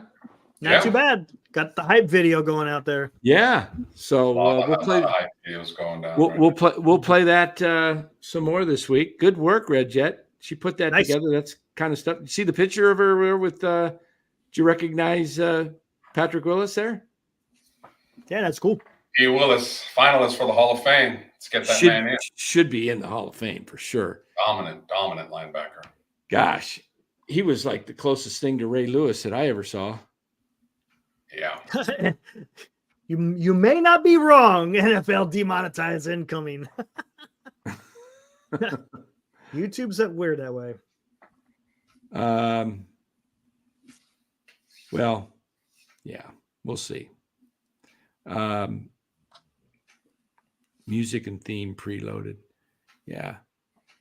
Yeah, that was the backers. They had Bowman And who do you like better, Warner and I've been I asked like Willis and Bowman, man. Those Willis guys. and Bowman, or Ooh, Warner and man. Greenlaw? What do you think? Come on. Split decision. Willis and Bowman. It's There we go. close though, because I really like Greenlaw and Warner. Warner and Greenlaw can cover better. Bowman and Willis were more physical. Oh, They could gosh, cover, They were but awesome. like, who did I want to like knock somebody out for the game? Willis and Bowman. Yeah, You remember that? You remember the tackle Willis that caused against the Jets? Yeah, He and it caused the knocked that fumble. dude out cold. Or the one that God, I feel so bad when he blew out his knee. Oh, when he was bending backwards. Against Seattle too, wasn't it? Yeah, I think so, Bowman wasn't at it? the goal line? Yeah, Yeah, at the goal line. Oh, that was so rough, man. Seattle fumbled, so clearly fumbled, and they called it a no fumble.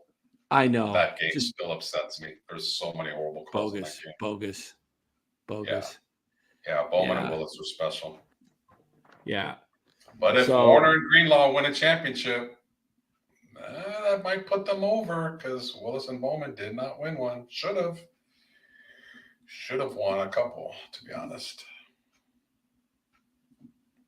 That's tough. That's tough. I get what you're saying with the championship, but I know. Position player wise, that's tough. You know, I'm saying even. I mean, that's like saying Dan Marino. You know, Dan Marino is he because he didn't win a Super Bowl? You know what I'm saying? Yeah. No, you can't go wrong either way. I get what you're saying, though. I get what you're saying. I lean toward Bowman and Willis just being better players, slightly better players. Yeah, that was a time though that they let you be more physical. Like you could it was a different like time. You could lay guys out. Like a wide receiver was coming over the middle, you could put a forearm to their chest and put them out, no flag. These guys are restricted with what they can do. So the game is just so unbelievable. It's changed big time. It's so patsy now. 54 and 50. Brian Iglesias says Warner and Greenlaw can knock anyone out. Fred knocked out Najee out the first game, and Greenlaw knocked out Swift in Philly. I thought that was not who was the one? I thought that was he didn't knock him out. He hit him hard, but I thought that was the corner, not Thomas, but was it Thomas or was it that was Lenore. Lenore, I meant. That was Lenore that hit Swift, wasn't it? Lenore knocked us. If you're talking about that wide receiver, no, it was a running back. I don't know if it was Swift. Maybe it was Swift. It was a running back coming over. But I thought, it was Lenore. That was a hit by Lenore. That was just a. Oh man, that was a good hit. Hey Spencer, nobody hit better than nobody hit like Ronnie Lott. No, that's my favorite Niner defensive player of all time. Oh, all time, Ronnie Lott. I love Ronnie. Whew. Yeah, Lott was, man, he was, oh gosh. When I saw the John Lynch highlight reel when he got inducted into the Hall of Fame, I forgot how hard he hit. Oh, he hit hard. He hit hard too. Brought it, man. If you look at those pads that those guys wore, the big ass shoulder pads, those are huge. They were just huge. I mean, I don't know if today's guys get more injured because they're trying to be quicker and less, to be less encumbered by things. Because, you put on big pads, they do tend to slow your movement down. But just go look at the 80s. I mean, the quarterbacks looked everybody looked bigger because the pads were so big, They're huge. Lester Hayes is always around this area. He's always either at the Walmart or Save Mart selling merchandise. Serious? Yeah, absolutely. Does he sell them? Stick them? Yeah, I know, right? No, he's got a whole bunch of. He did wear that stuff big time. Big time. Oh man! Hey, picked off by balls hanging by this way. Guy. He had it all over his whole body. Oh man! Could have Him caught it and with the side. Blitnikoff, they just used to wear the stickum, oh man. I don't know how those guys, they outlawed that, didn't they? The stickum? Yeah, they did. Wasn't it Jack Tatum that That's a paralyzed Daryl Stingley? Yeah. There was a really good 30 for 30. It was a short little documentary about Daryl Stingley, and after he got paralyzed, that without any cameras, without any media, John Madden went to go visit him every week in the hospital. Right. And in the offseason, visited him at his home. And then after they both passed away, Stingley's son came out to visit Madden's son. It was really cool. Really cool. Wow. John Madden was one of a kind. Yeah. Dude. Oh, John Madden was awesome. Yeah, John Madden, total Bay Area guy. Yep. I mean, just there's Lester. Look at the stuff on his socks. Look at that stuff. Yeah. Do you remember? Hey, let's see if I'm right, because I used to know this stuff like the back of my hand. Do you remember what college Lester Hayes went to? No, I don't. Don't anybody look it up either. Is it a big name college? Yeah. Oh man, we're talking about the late 60s, early The 70s. 60s, yeah. Yeah, I was 70s, Hayes. No, I'd just be guessing. I can't remember where he went. Well, if I did this is a Texas. Oh, not Texas, but not Texas. what? Texas A&M. A Texas. Yeah, I think. A&M. Look it up. Gotcha. I'm trying to remember if I'm right. Look it up, Eric. See if he went to Texas A&M. He's an Aggie.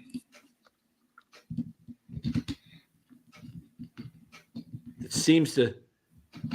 I remember Texas A&M Aggies. I was right, man. That's about a 50 He first year played defensive end as a freshman, Yeah. then linebacker. Wow. Where did Howie Long go to school? Okay, hold on. Don't look it up. I'm not.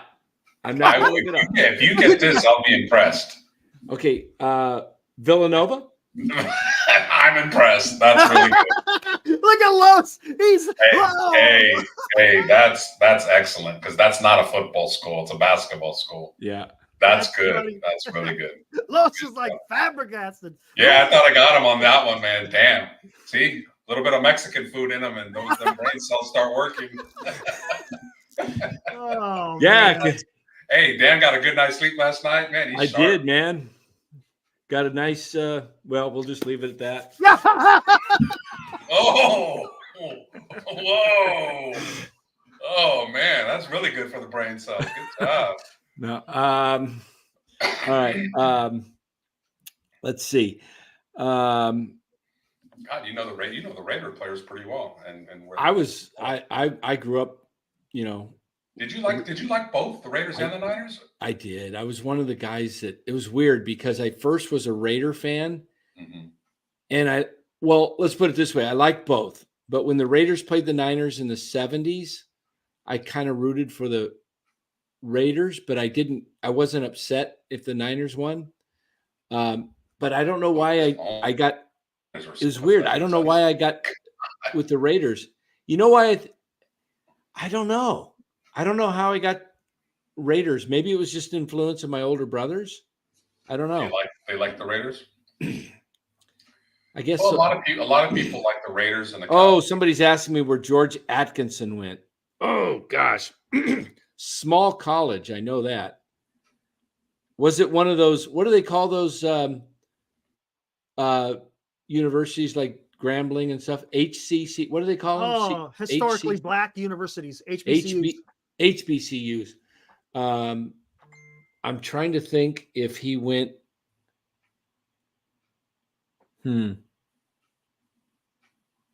I remember Doug Williams. He went to Grambling, right? Grambling. Yep.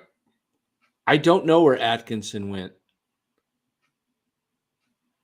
How about Otis Sistrunk? Do you know where he went to college? I know the face.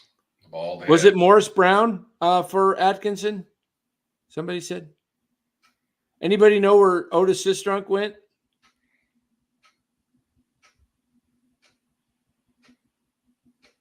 Could be a trick question too. Knowing where they went to college, really good knowledge. Nobody in the chat? Do you remember bald Otis Sistrunk? Number 60, I believe. Ted Hendricks. John Villa was one of their offensive line. Mark Van Egan. Yeah, Mark Van Egan. Where'd he go? I've been with colleges in the 70s, like I was just born. Oh, where did Mark Van Egan go? I want to say, was it not Tulane or what the heck? Not Tulane. Temple. Maybe it was Temple. Let me look. Trivia, Eric gets this guy going. Yep, he loves No that matter stuff. what sport. He loves that stuff. Nobody remembers where Otis went to college? He used to say it on Monday Night Football all the time. He'd say, all right, here it goes. I'm going to give it to you. Otis Sistrunk, University of Mars. What? University of Mars. He didn't go to college. I don't think he went to college. Yeah, he never attended college. Yeah. Otis did not go to college, so he used to say University of Mars. Wow. Did anybody? How about Art Shell? Where did Art Shell go to college? Art Shell. What number was Art Shell? 78. I don't know. 78. You got it. I don't know where Art Shell went to college. Right next to Gene Upshaw, 63. 63. Yep. Left tackle and left guard. Were they left? They were both left. Yeah, left tackle, left. That was a hell of a Colgate. Did I say Colgate? What did I say? You didn't say anything for Art Shell yet. No, for Mark Van Egan. What did I say? Oh. I said it wasn't Tulane. What? I can't remember what I said. I was just going to look it up. That's right. Ooh, Cliff Branch, Colorado. Didn't Cliff Branch go to Colorado? Huh? Was Cliff Branch? I don't know. A Boilermaker? Not a Boilermaker. That's Purdue. What the heck's? What's Colorado? Buffalo. Somebody. You guys didn't have the A's Giants hat combo, did you? I didn't. No way. I never went both ways. I always picked a side. You remember those hats in the World Series? I remember. Cliff Branch went to Colorado. I was right. Okay, Art Shell. You're gonna have to go Google more Niners with me. I can't. Oh, fair enough. Fair enough. Where did Paul Hofer go to college? Paul Hofer. Roaring back, number 36. Paul Hofer. I don't know. Was it an Ivy Leaguer? I stumped him with a Niner, not a Raider. Wow. How about Ray Wershing? Jeez. Cal. Did he? Cal? Cal. I think he did. Yeah, Ray Wershing was Cal. Oh, there he is, Spencer. Yep, Cal. I kicked with Jim Breach and Mick Luckhurst of Cal. My brother was, on the team, and I was a kicker in high school, and I got to kind of work out with those guys. Who was that kicker from the Redskins that would kick it just straight? Mark Mosley.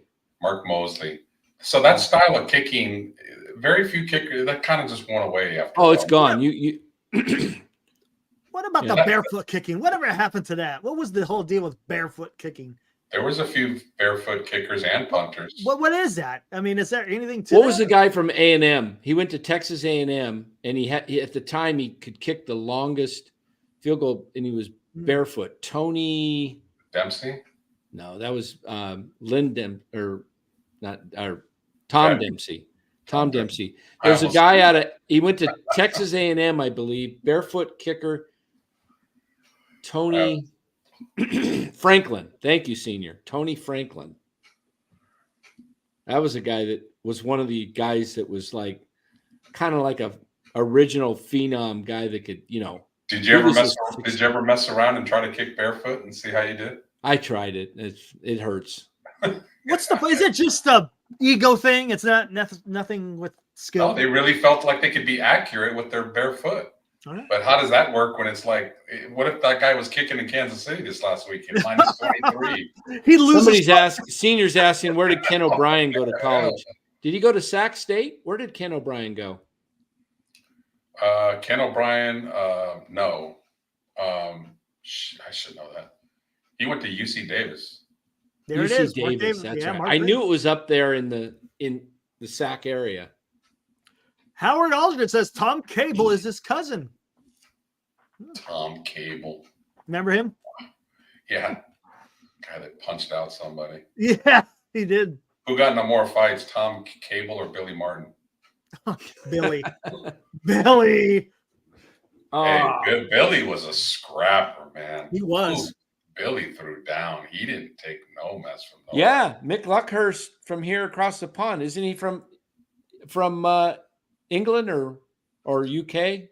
That sounds like a good Irish name right there. Speaking of, where's Liam? I haven't seen Liam in forever. A resident UK Giants fan. Yeah, He'll be back. He'll be back when Giants season starts. Maybe he doesn't even realize we're doing. He's got to realize. Yeah, I mean, if he hits the notification, you would think, but yeah. Good old Liam. Oh, Rolf Benerski, yeah, the kicker that cooked with the Chargers was in UC Davis as well. Yeah, Rolf. There's a great question for you, Dan. Who's the greatest kicker of all time? Oh, that would be probably right now. I would say it's Baltimore's current kicker. All time, Tucker. Yeah, Justin Tucker. Better than Janikowski. Yeah, way better. More That guy had a leg. I would go with Morcatten has probably got it right. Dan Coach Emilio. What about the field goal kicker for the Patriots that hit 2 game winners? Oh, Adam Vinatieri's right up there. Vinatieri. Yeah, I think Talk about pressure kicks. I think he's in the top 5, top 3. Who's the one that blew out his freaking leg celebrating? Oh, that was the guy for Tampa. He started. I thought it was Washington. Could be wrong. No, he kicked. I know who you're talking about. I can visualize him jumping up like an idiot. Yeah, jumping up like an idiot. Blew out his knee. All right, Super Bowl 5. Who kicked the winning field goal? Grammatica.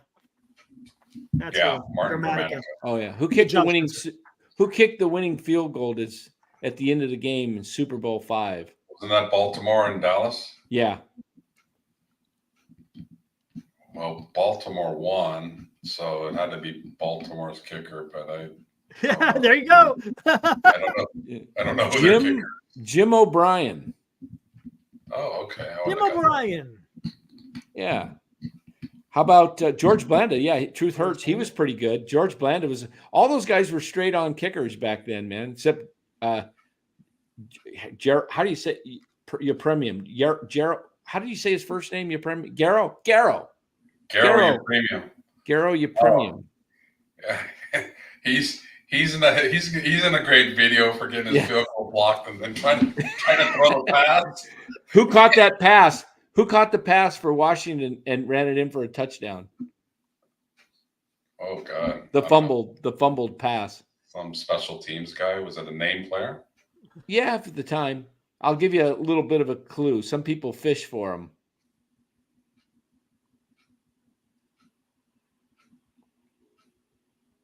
Now I just forgot the guy's first name because I'm thinking of his last name, and I got his last name, and I go, "What the heck is his first name?" I had it in my head. Some people fish for. Yep, Mark Graves has got it. Fish and Chips got it. Bass. Oh. I just forgot his stinking first name. I was going to say it. Mark. Hey, Mark Graves knows his shit. Mark Graves knows his stuff on trivia. Yeah. Yeah. Bass. I remember seeing it, and I was like, who was the dual backs in the Miami Dolphins famous undefeated backfield season? 2 1,000. Larry Zonka and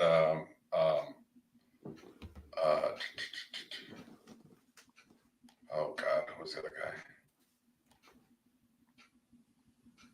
I love Zonka too, man. Damn. We were just talking about the best kickers. That's your clue. It's in the. I just threw out my hammy trying to kick too. Did you now? Huh? Did you just see now me? try to kick? Yeah, my hammy. Oh man. Oh man. Leave that hammy alone. Oh, Warfield. No, Jim Kick. Oh, Jim Kick. Yeah, Jim Paul Kick. Warfield was the receiver. That's good. Did you guys talk about what Logan Webb said yet? No, we don't even know Oh what he yeah, said. what did he say? Yeah, we need to hear about that. I forgot about that. Else came in and countered and said that was exaggerated. He didn't say anything like that. So we have to hear it ourselves and be our own judges. He didn't say anything that said he wanted out. I guess he alluded to that he wanted out or something. I don't know. No, he didn't, did he? That's what someone said earlier. Oh, it was If on that- Murph if and Matt. that- if I'll go that's listen. true, I'll go that's- listen to it. Yeah, I was going to that's the listen leader to it of as your well. team. That's really not good. Ah, shoot. Ah, the hammy. Ah, stretch that puppy. Don't kick without warming up. Stretching.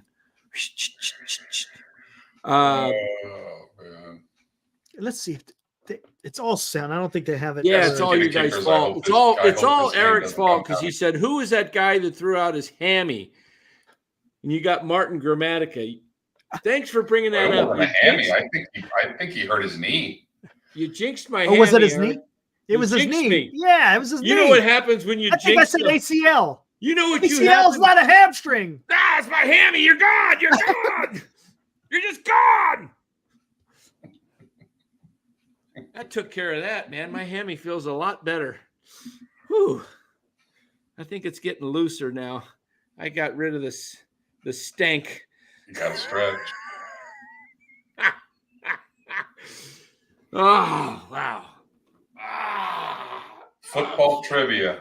A little bit different from baseball trivia. All right. Bring him back in. Did you say stink?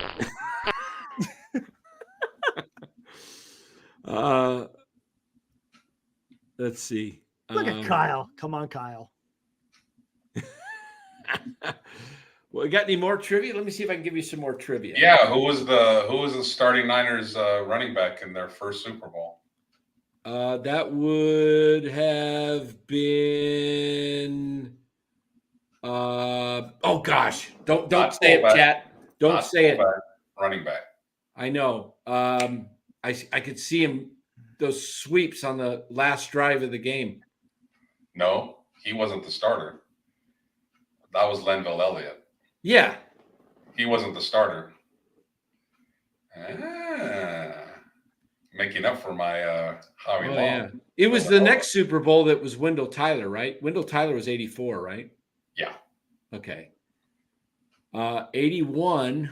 81. The starting running back for the 49ers was? Oh. No, it was Wasn't not Bill Patton, was it? Yes, it was. Ricky Patton. Was it Ricky Patton? 32. He started. I got it. Lenville Elliott was like a change-up back. Okay.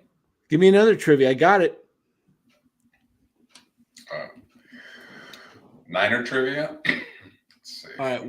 What chant became famous in the 49er crowd in that first Super Bowl run? What chant became famous when the Niners were on the D? The Dean fence. Dean fence! Dean fence! That was awesome. That was such an unbelievable. That was kind of like the year they were 13-3 out of nowhere. And they were so fun to watch. And then The frickin' 82 season, they could not even with the 3-6 strike shortened season. couldn't even get into the playoffs with Candlestick used to have half the stadium go, and the other half of the stadium go Niners. And they would go back and forth. Yeah. Those were the good old days. All right, give me another trivia. Give me another Niner trivia. Give me trivia, Eric. Give me some trivia, Eric. Man, let's see. I mean, I'm not even looking them up. I'm just making them up off my head. Me too. We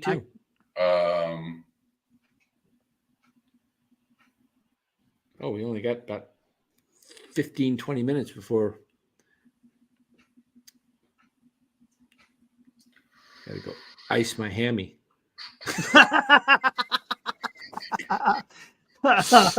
Oh, man. Aaron says, best Niner to wear number 81. Terrell Owens. Yeah. Who was the Niner wide receiver to catch the go-ahead touchdown against the New York Giants in the playoff game in 2001 when they were down 38-14? Oh, wasn't that Jeff Garcia led the comeback, and this one wide receiver caught not the winning but the go-ahead touchdown. Was that JJ Stokes? No. I'm thinking of the tight end. What's his name? Not the wide. It was a wide receiver? Yeah. Didn't look it up. I'm thinking of. I can't remember Nick what J got it. Nick J got it. Ty Streets. Ty Streets. Oh. Ty Streets was JJ Stokes. Remember, he was supposed to be the next big thing too, right? Yeah. He was a big wide receiver, but he was okay. Yeah. He wasn't great. He wasn't bad. Ty Streets. How about remember good old Crabtree? They thought he was going to be something big too. He had great hands. Great hands, but yeah. I remember who caught the game winner against the Packers. Oh, of course. You know who was on the call? Joe Starkey? Yeah. Owens! That's me. He had a bad game that game, too. He was dropping all kinds of balls. Buster just left. He got freaked out over the JJ Stokes equals Gary Brown. How about kicker Tom Dempsey? What was special about him, Johnny 16? He had a club foot. He had a shortened right foot, and he had this special shoe that was like had this he had no toes. It was like a kicking a football with like a shoe with no toes. Oh, look at the lights. We're at the stadium. Welcome to Candlestick Park, everybody, for a Monday night football game between the San Francisco 49ers and their arch rival, the Los Angeles Rams. This is going to be a great one, don't you think, Dandy Don? Oh, yeah, Howard. Yeah. That looks like the stadium lights, doesn't it? Yeah, it does. That's pretty funny. Who was the only team, Dan, to beat the Niners in the 1984 season? Oh, the Pittsburgh Steelers on a bad call. They could have very easily been undefeated. Yeah. Very easily. That was one of, oh my God, that was such a horrible call. Eric, you've talked about that so many times, Ost. I know. I'm still traumatized. He's got PTSD on that. I love this question. Which ex-Niner could restore Dan's hair and scattering? Is there somebody that does a hair commercial or something that is there somebody that did a hair commercial? I think there wasn't there? Or was that a joke? Maybe it was a joke, but it's funny. I don't know. At my age, you just kind of live with it. I love how younger people, when they rip, hey, old man, bald dude, wait till you get old, buddy. Who was the kickoff returner for the 49ers in their first Super Bowl that fumbled the opening kickoff? Oh, gosh. Nice. Good question. Have no clue, but I'm going to take a. When I tell you the name, you're going to go, ah! I'll give you a hint. Give me a hint. Take your hat off and look at it. Oh, Dexter. Was it Carter? Yep. Dexter Carter? Yep. You got the initials. Dexter Carter. Fumbled the opening kickoff to the Bengals, and luckily Dwight Hicks intercepts Kenny Anderson at the goal line, so they do not score. Oh, God. That could have been disastrous. Oh. Hey, John Frank. MF's dad's name is John Frank, who was a tight end member from out of Ohio State, I believe. State. He became a doctor. Was a doctor, right? And he kind of retired. Career. He tried to block Lawrence Taylor on a play and got thrown around. He's the doctor in hair restoration. Oh, cool. There you go. Well, right now I kind of need my hamstring fixed. You need Dr. Neil Atrache. That's what you need, Dr. Neil Atrache. This sucks. I can remember what happened in a football and a baseball game 40 years ago, but I can't remember where I put the remote control like 5 minutes ago. Man, short-term memory. Yeah. Oh, yeah. I remember the Dan Buns What number was Dan Buns, by the way, if you guys 57. Recall? You got it. I can't believe it, Los. I should have heard you. All right. I'm going to stump the crap out of this dude right here, everybody. Put him. I think Nick J has a question. There you go, Milos. He's going to kick you out. Nick J asked what Bengal returned a kickoff against the Niners in Super Bowl 23. Wasn't that Stanley Williams? Oh, yeah. And don't remind me, because you know what? I had the flu that day, had 100 plus, and I was watching the game, and I had a pool at the office pool, and the Niners had just scored, and I said, I won unless this guy runs it all the way back, because it was. Look it up. There was like 2 seconds left in the quarter. Oh, you mean the end of the score quarter? Yeah, you do like the numbers on each side, and I had I can't remember what the score was at the time, but I had the numbers, and I was like, I just won myself at the time. I think it was $25 a quarter, but that was like, 1988, 88. See, it was 89, January of 89. I think we all put in whatever you put in, and I can't remember, but it was $25. But that's still, it was like 20 something. I was like, I won. I won. And I got one worse for you. It was the 89 Super Bowl against the Broncos. The Niners scored 8 touchdowns. Right. Okay, 8 times 7 is 56. They scored 55. Correct. I had 6-0 on my squares for $750. Mike Kofor missed an extra point. And this is not extra points of today, 30 yards. This was 21-yard chip shot extra points. He missed an extra point, so it went 5-0 instead of 6-0. And that, I don't even want to say the name. My goodness. Cost me $750. So I will always be upset at Mike Kofor for the rest of my life. All right, let me see if I can get you. I'm really good on numbers. Oh, you are good on numbers. Okay, I'm good on numbers too. Numbers. So numbers. Let me ask you. I'll ask you a number question. Or if you name me a player, who wore? You better get this one. Who was in? What year? I think he was in a few of their Super Bowls at the end. The later Super Bowls, number 44.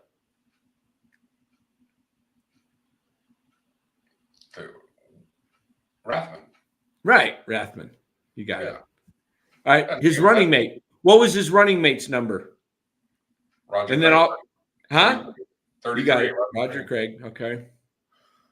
What number?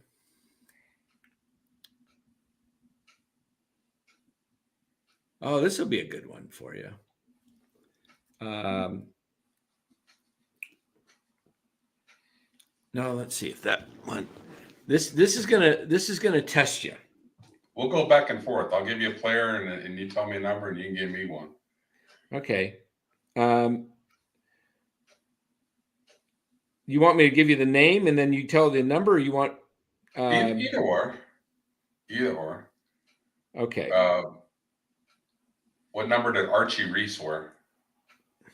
Oh, jeez. 63? You got it. I could see him on the goal line standing 81 going like this. He's the guy that stuffed it on the fourth and 1. 78. All right. This is going to be you should get this one, but I don't know whether I'm what? Well, there might have been a few of them. So I was going to go. What number did Russ Francis wear with the Niners? 81. You got it. I got it. Did Ted Kowalik? Do you remember Ted Kowalik, the tight end of the Niners years ago? I don't know what number he wore. I was wondering if he wore that. Are you saying his name right? Kowalik? Yeah, Ted Kowalik. It doesn't ring a. Ted Kowalik. 49ers. I'm going to look his number up. You're doing numbers now? I can't remember. Someone else might. All right. Oh, on, man. All right. You give me, you stumped me. You probably, I don't remember a ton of the numbers for some reason, but go ahead. What number did Honus Wagner wear? 23. 0. They didn't have numbers. Oh, man. Dan, you're supposed to be good with numbers. Not that far back. I'm old, but okay, let me give you one a little bit more.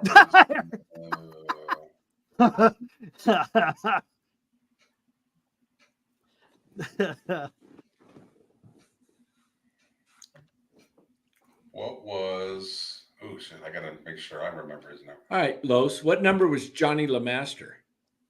22. No. No. Wait a minute. That's what I'm saying. Guys, what is this grade school? No, 10. Neener. You got it. 10. All right. Yeah. What the hell? Jack Clark. Don't insult that You're number. wrong. Neener. What's going on, man? Neener. I could see Eric on the playground. Neener, you're a wiener. What number was Randy Cross?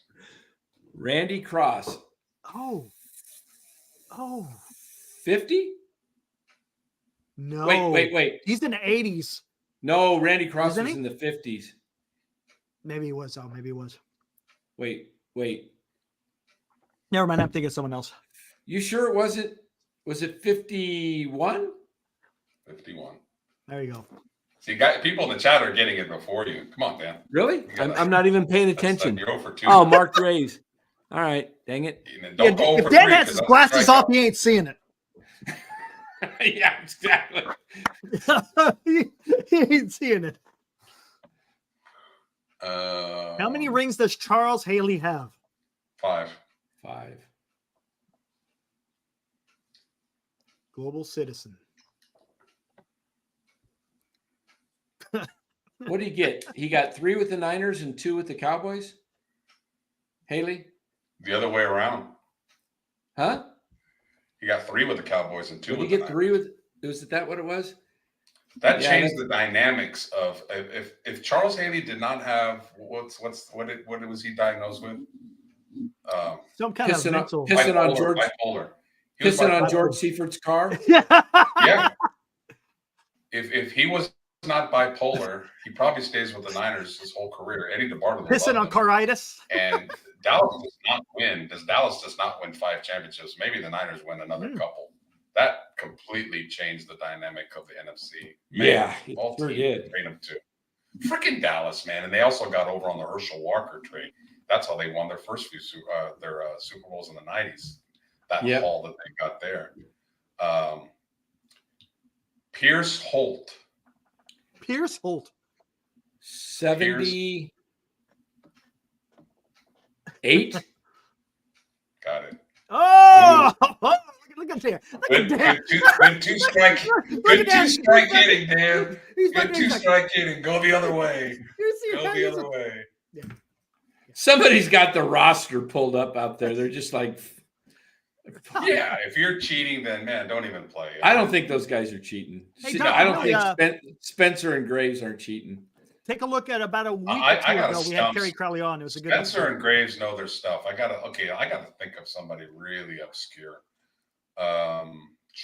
Man, I was ready to go to bed at 2. I'm past my 2-hour mark, and now you get me in trivia, and you just like, All right, it's like an infusion, man. we'll cut it short here in the next 5 or 10 minutes. Right. All right. 5 or 10 minutes. This would be good. Get Larry Kruger I on. don't have an early Zoom. Oh, call. yeah. You know what? I can stay up a little bit late.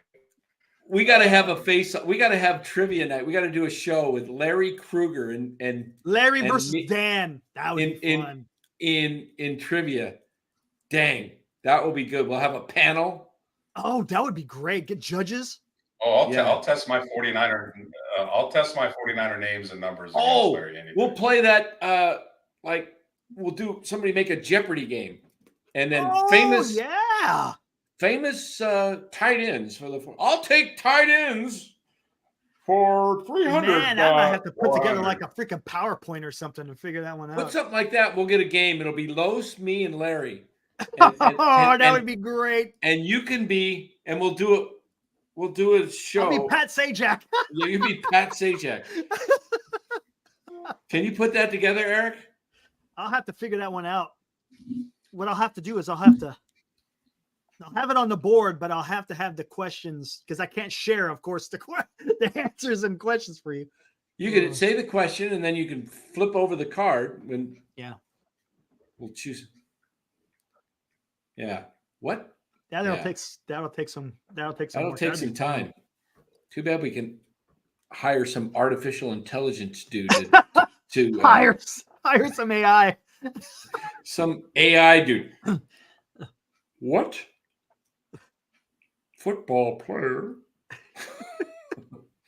Los is looking up some trivia. He's looking up some crap right now. No, because I want to make sure it's this. All right, what number was Wendell Tyler, Los? No, I won't pick him. I was gonna pick Dan Audick. I think he was What number, Los, was Wendell Tyler? 26. Dang it. I'm good with numbers, man. I'm trying to think. I'm trying to stump Graves and Stewart because they really know their numbers. But if you pick a starter, they're going to get it. I'm trying to think. Should I ask Eric? Let's ask Eric a question. Can we? I don't know enough. I was going to ask you a good one here. Ooh, What was the date of the first 49ers game at Candlestick Park? Oh gosh, my guess would be September 5th, 19. I don't even remember what year it was. Early 50s. At Candlestick. Oh, I thought you said in San Francisco. At Candlestick. Oh, First that would've 49ers been game at Candlestick. Okay, September. Are we counting preseason or regular season? We'll say regular season. Okay, Yep, regular season. September 7th, 1971.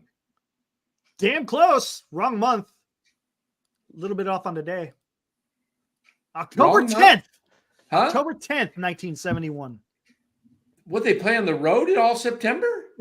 guess who they played?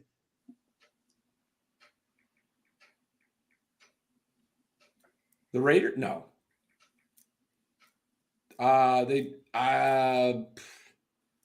Who'd they play in 71? Yes, Spencer. That was before interleague play. What was the question? I was looking some up. How about they played the Baltimore Colts? No, it was Pittsburgh Steelers. Nope. The What was the Rams. question? The Rams. The first team. Yeah. Oh, the And first who team won? was The Niners or the Rams? Rams. Yes. Probably the Rams. The Rams had their number back there. Okay, this is for Spencer Stewart and Mark Graves because you're obviously a little bit ahead of Dan on that person. Hey, watch out. My hip. Sorry, buddy. Oh. All right. What number did Charlie Young wear? Oh, Charlie Young. Look at Dan. can He's I like, really? can I say it if I guess? Go for it. 80? Do not look it up. I said 80. Was I right? No, 80s Jerry Rice. But Oh, Charlie okay. Young was before Rice. That's right, but he didn't wear 80. No, Mark Graves was not 87. And no Spencer Stewart. Yeah, Ron Raquel got it. 86. 86. You were close first, Mark Graves. Oh, I stumped them. They both got it wrong. I love it. All right. I'm going to give you one that is a Eric, you might know this, so I'm going to give it to you. Probably don't. You want me to say it or let Eric answer? I know you know it right away, but okay, Eric, I think I'm going to give you one that in the 1988 season, the Super Bowl, it was played in 89. Who caught Joe Montana's pass for the winning touchdown with less than a minute to go? Not mistaken. I think that was John Taylor. You got it. Ah, look at that. Nice. How about that? All right. You know All why I right. remember that? Okay. My parents had a huge party. They went absolutely ape shit when that happened. I mean, it was pandemonium. Who caught the first touchdown in the 81 Super Bowl? Earl Cooper. I know it's easy, Spencer. Earl Cooper. I think he caught two Earl that Cooper? day, didn't he? Isn't that who the Giants Oh, what assigned? number was Earl Cooper? 49. Yeah, doggone it, Los. Isn't that who the Pissing me off. Giants assigned? Cooper? You got to go back to like the 40s or 50s or 60s. Yeah, All right. Numbers, man. Um, How about Here Bill we Ring? go. How about Here Bill we go. Ring, man? what number was Bill Jeff Garcia?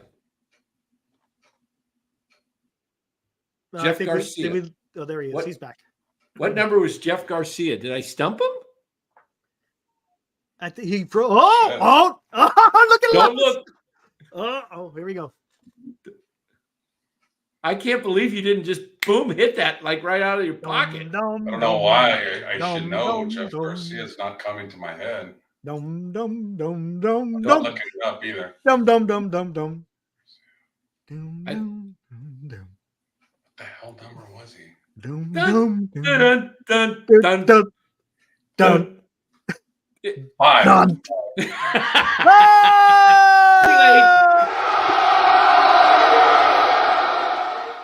You saw me looking up. I didn't look at the screen. Yeah, you weren't looking down. You weren't looking down. I was looking up. Okay. I was literally going. I was going backwards. 19, 18, no, 17, no, 16, no. I got to 5, and I go, yeah, that sounds right. Okay. Wow. Here we go.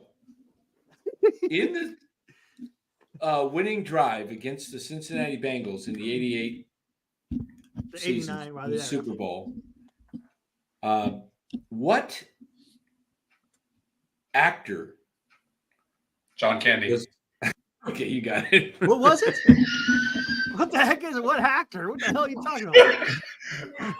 Los, you can name this song in one note. Ding. John Candy.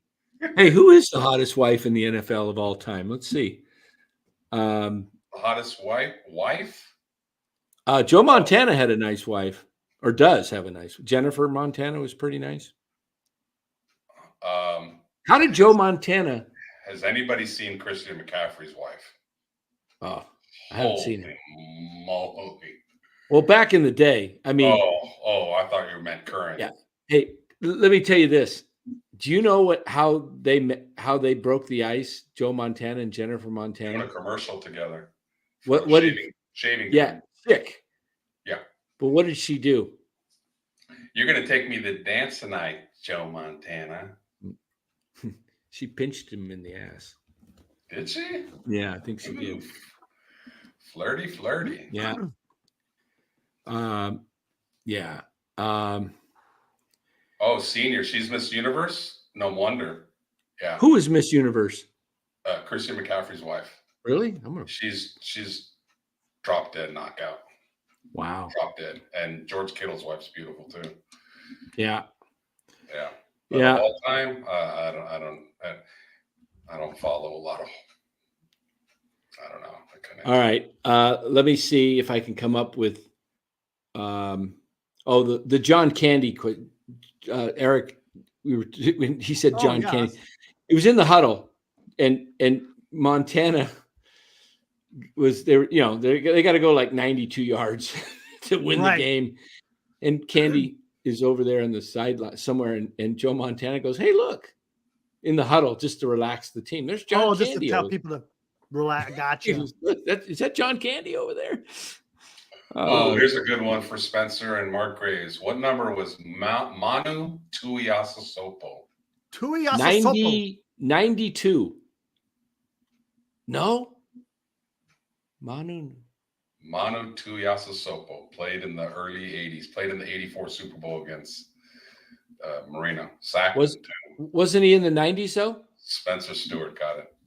Man, he's good. 78. Jeez, okay, yeah. Spencer Stewart. How about Gary Big Hands Johnson? Ooh. He wreaked havoc with Fred Dean in the 81 and 82 years. 75? Gary Big Hands Johnson. 77. Oh. Spencer, no idea. I love it. Oh, I love Spencer. Mark Graves, you out there? Don't look it up either. 79, someone saying? No. 72. No. 71. Bosa's number. Really? 97. 97. Yeah. He was good. Very underrated. He was so fast. Gary Big Hands Johnson from the Chargers. You know, I'm waiting for some nose tackle. I guess the league doesn't allow it. Some big, wide nose tackle like DJ Jones to make him look even bigger, wear number 100. Isn't it weird that Randy Gregory, a pass rusher, wears number 5? Yeah, it is kind of weird, huh? That's really weird. Really weird. I think you might be better with baseball numbers than football numbers, Dan. If I give you baseball numbers, would you know? Probably. I don't know why. Would you know Jose Uribe's number? Ooh. Uribe. Ooh. Uribe. Ooh. Jose Uribe, rest in peace. Spencer Stewart's on it. Did he pass? Yeah, he passed away. It wasn't 35. It was a low number, wasn't it? It's 23. Was it 23? Uribe was 23.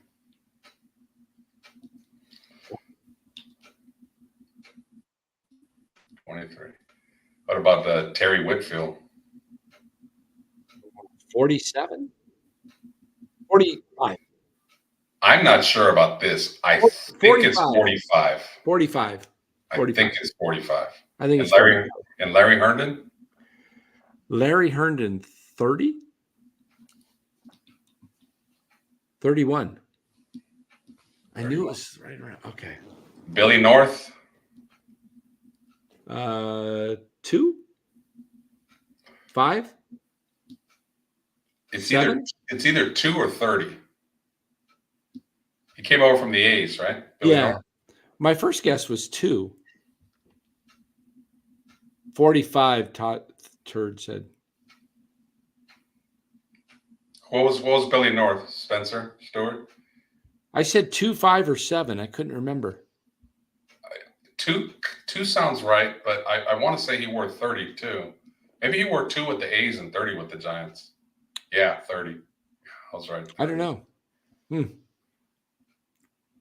Oh, what the hell was the name of that? Atlee Hammaker? Oh, Atlee. Oh, gosh. I could see him. I love it.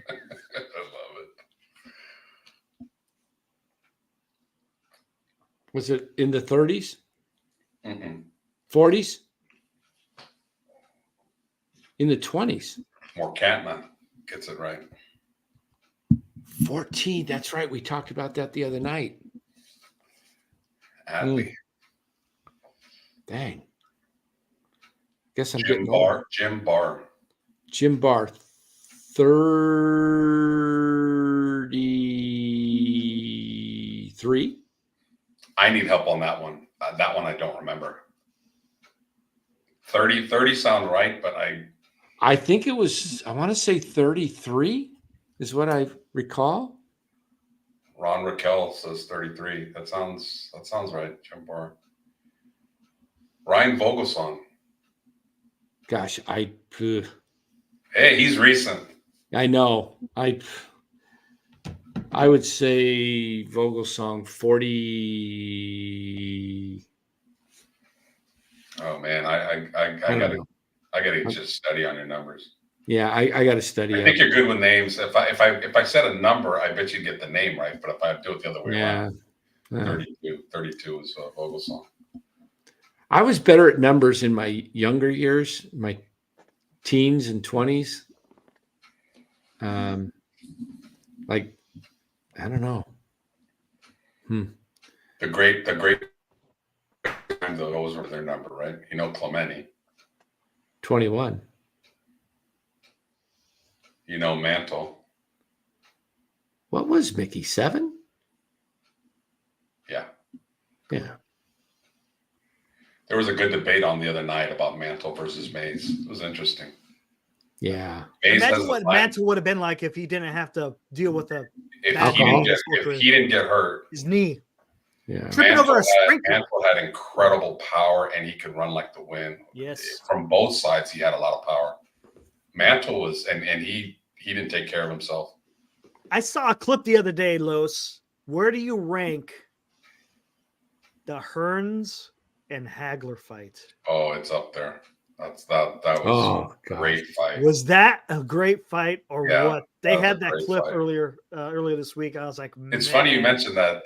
Every once in a while, I'll just watch YouTube and I'll watch a lot of old school fights. Yeah, because I love boxing. I remember my dad used to love watching boxing. Do you remember Arguello and Pryor when they fought? Is that a little too far back for you? Remember? That's a great one. Yeah, Leonard and Hearns was a great fight too. Yeah. I'm trying to think of that's what I'm thinking of. 61 was a great Larry Holmes. Larry Holmes was a very underrated fighter. Yes, my dad used to love watching Larry Holmes. And Ken Norton had a great fight for the title. Yeah. Great fight. I remember watching Ken Norton and Muhammad Ali on a Saturday afternoon on ABC Live. Howard Cosell was doing the match, and Norton won by a decision. He broke his jaw. He broke Ali's jaw. Here's a question: where was Howard Cosell's best announcing? What sport? Boxing. He was pretty damn good in boxing. Football or boxing? He was pretty good in football. And he was good in baseball too. He was on the call when Reggie Jackson hit 3 homers in the series. Howard was. It's funny. He also broke the news when John Lennon was killed on Monday Night Football. Cosell said it. Yeah, Cosell was an icon, man. He was. I mean, I don't know. It's funny because a lot of people didn't like him. I always thought Howard was good, but one of my favorite Cosell stories is he's interviewing Ali before the fight. Oh, and Ali was behind him saying about his wig. No, he was up at the podium. He's like, "Oh, Mohammed, I talked to a lot of people, and they say you're not half the man you are." Ali's like, "Well, Howard, I talked to your wife. And she said, you ain't half the man you are either." Oh man. Those two were classic together. Greg Cosell does the best job of any, all 22. Oh, watching film? Yeah. That is one dude I trust for football analysis. He is great, and he's so much different than Howard. But the Howard voice was is not there. Are they related? Yeah, that's his uncle. Oh, wow. I did not know that. Yeah, that was How his did I uncle. not know that? Yeah. Wow. They are, night and day when it comes to breaking down. Howard was just a big voice. Who was it? It was Frank Gifford, Don Meredith, and Howard Cosell. Yeah. All right, I got to give props to our chat. They've been hanging in with us, and we're just talking about a bunch of nonsense. I mean, it's a good chat, man.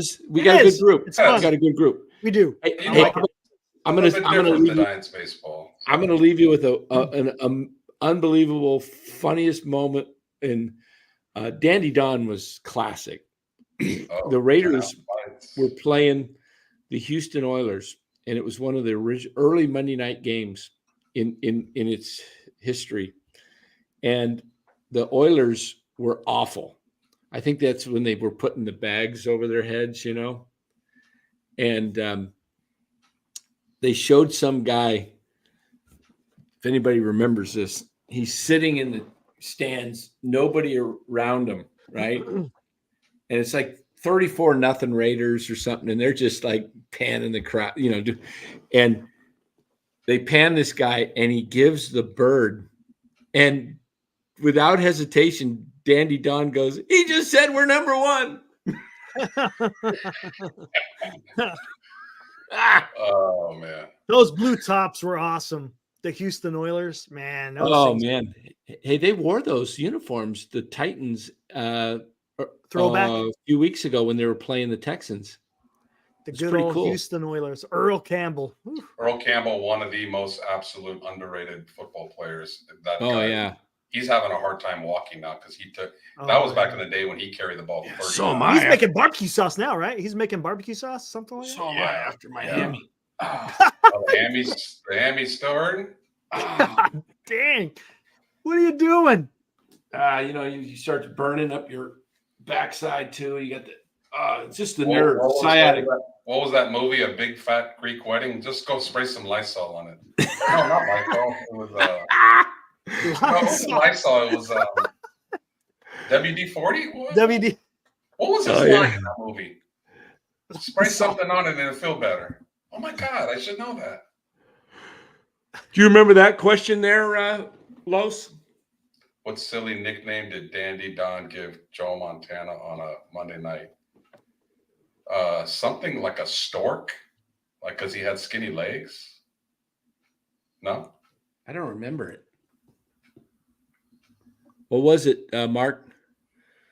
I remember he made fun of his legs being skinny. He called him a stork or some kind of a bird. Hey, Los, Windex? Is that what you're looking for? Sesame Street, the bird. Oh, people are starting to look up McCaffrey's wife now, and they're seeing Johnny Joe, Idaho. Johnny T says Windex. Is that what it was? Windex. That is correct. Jesus, Lysol. My God. Johnny Joe, Idaho. What in the hell? That's what he nicknamed him? Yeah, bird legs. That's what I thought. What happened to Mac? He got let go from KNBR. A lot of people are upset about it. He gone. Yep, radio is slowly disappearing.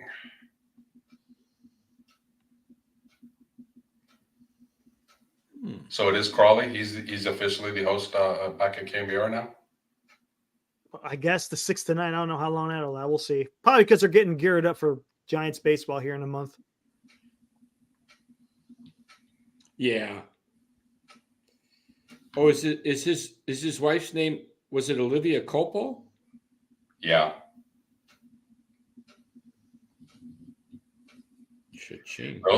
Those two are going to make some beautiful kids together. Chrissy's got them blue eyes, and she's got she's about as good as I've seen. Name a famous. Mark Gray says, name a famous cheerleader, 49er cheerleader. Oh, I know. She was on that team. Terry Hatcher. Oh, really? Terry Hatcher used to be a 49er cheerleader. I was going to make a joke and say Carol Doda, but I have no idea. Oh, Carol Doda. Classic coming out to the mound. Nolan Ryan getting on his knees. See, that's what I miss. Dan, that's what I miss about baseball. See, Yeah. remember the Philly Fanatic, the San Diego Chicken? They don't have mascots, right? I mean, they do, but not like they did back in the day. The Philly Fanatic is Oh my God, the fantastic. Philly Fanatic pissed Tommy Lasorda off and Oh, Lasorda yeah. beat the crap out of him. Yeah, he had a He had a fake Lasorda dog. fake Lasorda. He was on a four-wheeler. Lasorda got pissed off and went after him. Hey, he was mad. That was no act. He was really upset. Okay. Kissing Morgana. Oh, now that would be awesome. Oh, yeah. Dusty Baker and Ned together. That would be awesome. Oh, yeah. I remember, yeah, I got a picture with Dusty. Did I show you guys that one? I think I did, didn't I? I think, yeah. When winter meetings, right? Yeah. You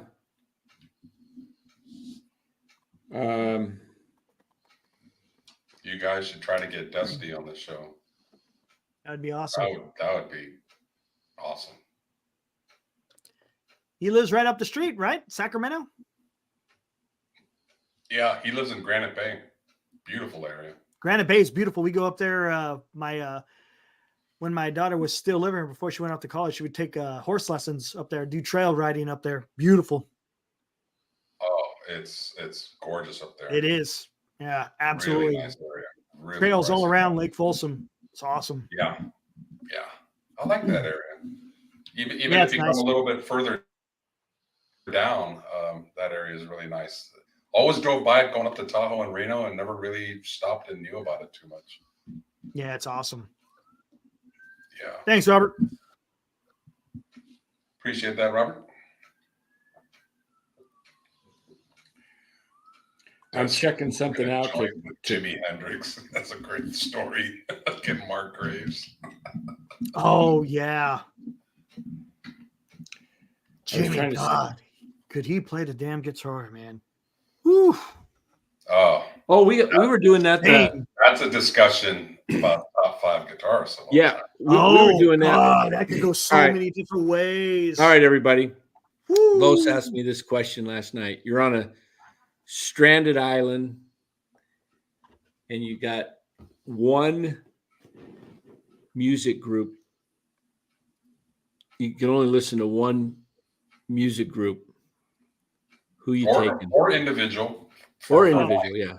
For me, it's easy. Honestly, it is. And Dan already knows. There's only one that I could constantly listen to on a stranded island, CCR. Can't go wrong with CCR. I mentioned CCR last night. Dan considered that. I considered them. I can't remember, who did I say? Let's see.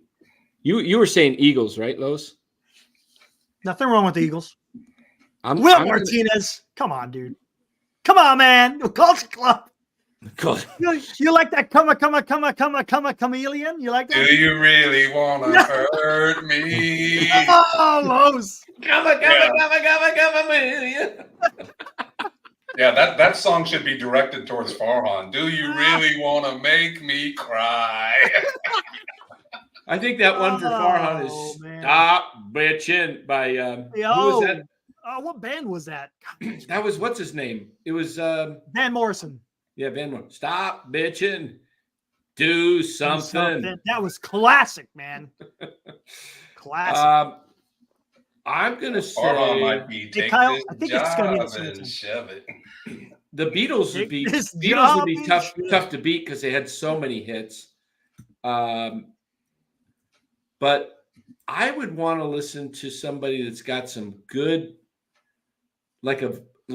has some ballads mixed in with some rock, that can entertain you, but also, give you a little. If you're talking about ballads, how about You Boston? mentioned Chicago last night too. Oh, Boston was Boston. awesome. They got some great ballads, man. Woo. Oh, here's one that does it. Here's one that gets overlooked that I could listen to for hours.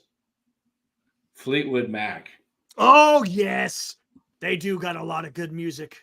You're See, that's the key. absolutely Is you right. got to have a group that just doesn't have one or two songs. Right. Yeah, you got to have some with a lot. You can't. Yeah, you know, you're there for life, so you know you can't just you can't be Milli Vanilli. No, not life. Not life. Milli Vanilli. Not life. Don't punish us for life, man. Just maybe Milli a Vanilli year. came to mind. One hit wonder.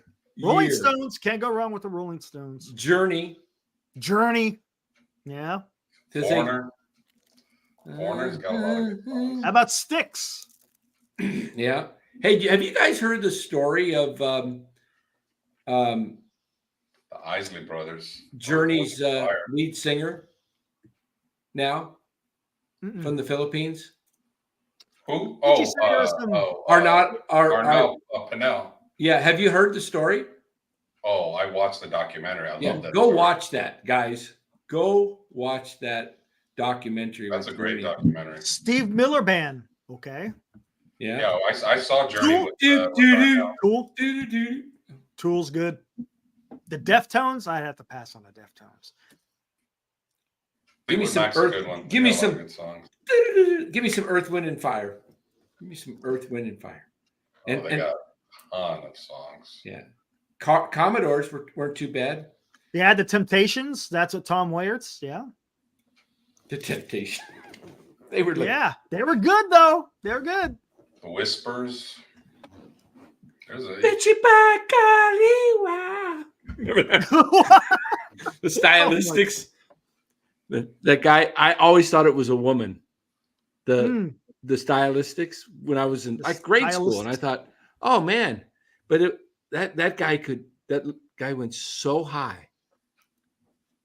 I'm surprised nobody has said Michael Jackson or Prince.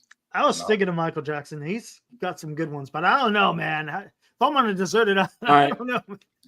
Here's a guy. Music. Some people might not like him, but Hall & Oates, great one. Martinez, great. Here's a solo suing guy each other. that's got a ton of. You got to have their band with them though, because you can't just got to have the music, not just the vocals, you know. So, but Neil Diamond for a solo guy. Oh, Neil has Diamond. a lot of songs, man. Yep, a lot of songs. Okay, we'll end the show on this question. Same question. One musician, female vocalist, female singer for life. You have to listen to her music. Oh my God. Yeah. Is it Diana Ross? Is it Whitney Houston? Tina Marie? Celine Dion? That's a real good one. Yeah. Oh, Madonna. I like Madonna. Good one, Spencer. Yeah, that one makes you think a little bit more when you narrow it down. Yeah, it does. Yeah, it makes you think. A lot of good female vocalists, but yeah, Celine's a good one. Man,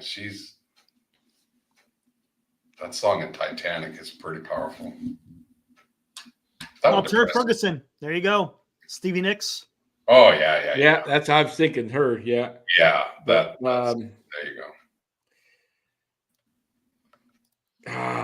Gosh, you got to go back. You got to go back in time, though. A lot of these newest ones out there, all the early ones.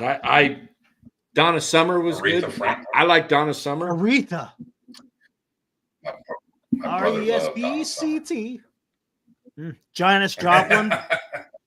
Janis Joplin. Sweet dreams are made of. Oh, yeah, she's actually really good too. Annie Lennox. That's it. Yep. Shaka Khan. Shaka Khan. Shaka Khan. Oh man, those were my clubbing days. All right. I don't. Well, I don't. She was a good singer. I just can't. I don't care for her personally. But Barbara Streisand, good amazing singer. Voice. You don't care for her, like politically. I don't care for. I don't care for some of her. Viewpoints. I don't just her stuff that she gets involved.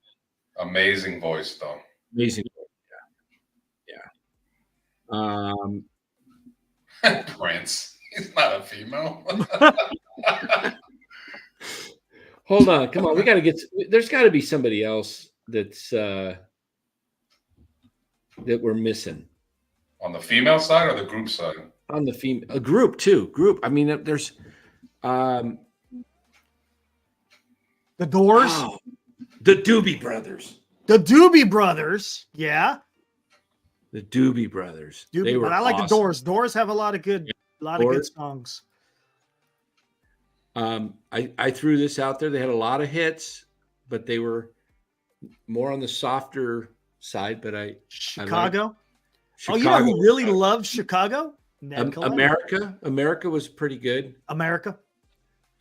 Chicago, though, I love their horns, man. Just give me. Oh man, I think Ned's close friends to people from Chicago, if I'm not mistaken. Yeah. Johnny Cash. Okay, If Fish. you go back and listen, if you go to YouTube right now and go to the best. Nobody brought up Elvis. Elvis? No. Elvis. Ain't nothing but a hound dog. I can't. Yeah. Respect the talent, but never was a. No, I guess no. Yeah, that's senior. That's my pick. Yeah, Eagles. Eagles. Yeah. Bee Gees. Did anybody like Toto? Yes. Oh, Toto. Hold the line. 80s. Hold the line.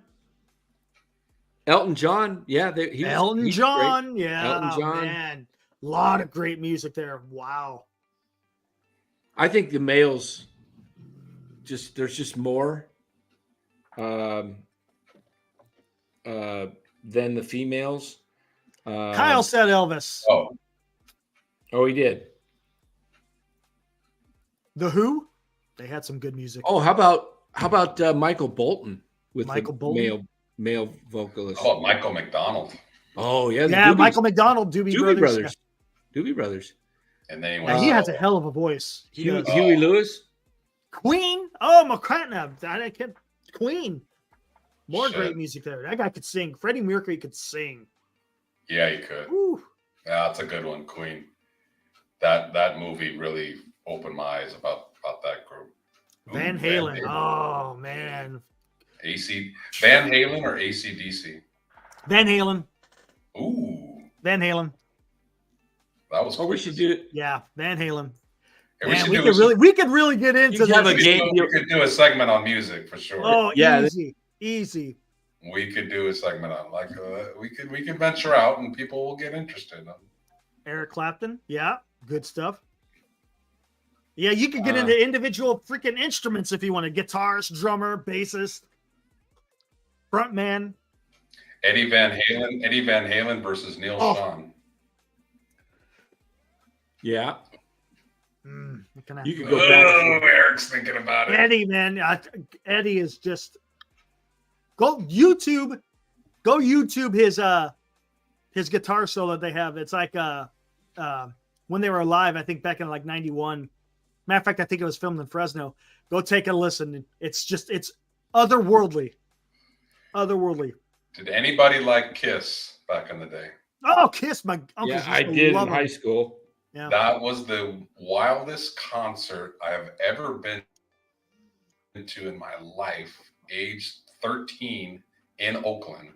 Man, you want to talk about wild. That was a wild ass show. Yeah, all the pyrotechnics and everything. Gene Leonard Simmons Skinner. Yeah, you can't go wrong with Leonard Skinner. How about this Peter one? Criss. How about this one? If I say the song, see if you can guess the artist. The name of the song, or are you gonna hum it? I'm not a good singer, guys. So excuse me. Thank I hate singing in public because I'm so bad. Beach Boys, Tom Wyers, yeah. Beach Boys were good. Okay, if I just do now, this comes on every year. It's a theme song. The end of March, into April, the ball is tipped.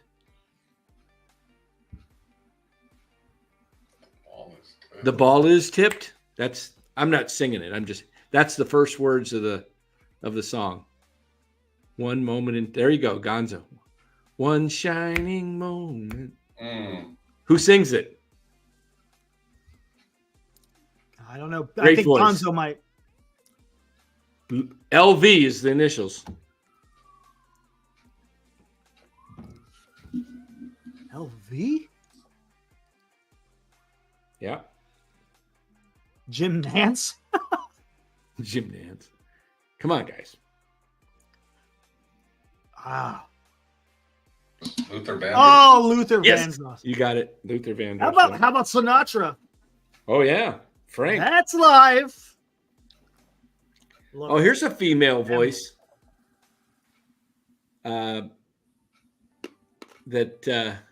Midnight train to Georgia. I'm leaving on a midnight train to Georgia. Remember her? Is that Gladys Knight? Yeah, and the Pips. Pips. the Pips. What about the Monkees?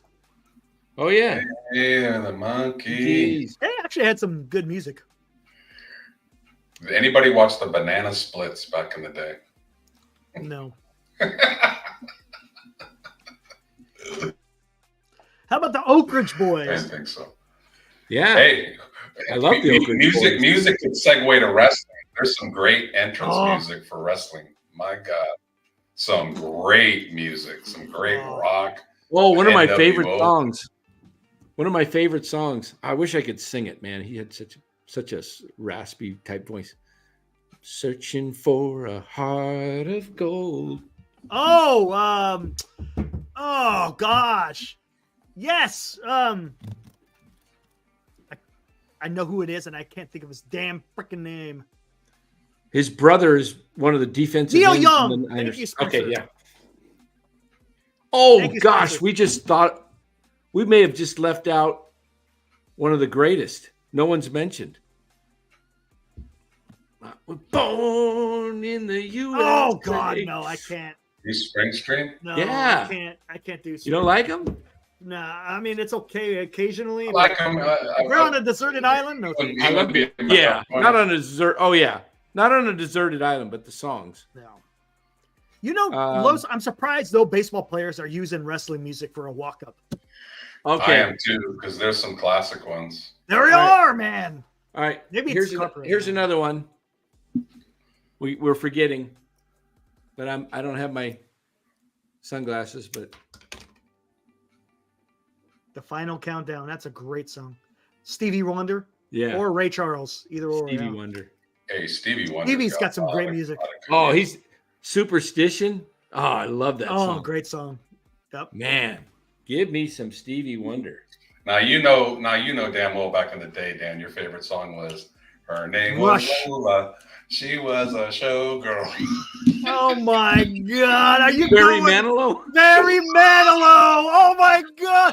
My parents used to listen to that. I'm like, oh my God, this is horrible. I'll tell you Barry The freaking Manilow. Copacabana. The Copacabana. I'll tell you the Copa- song that used to get me the though. Only Copa- song I know from Barry Manilow. That's The it, song yeah, that that's used it. to get me when after you got dumped by a girl was Mandy.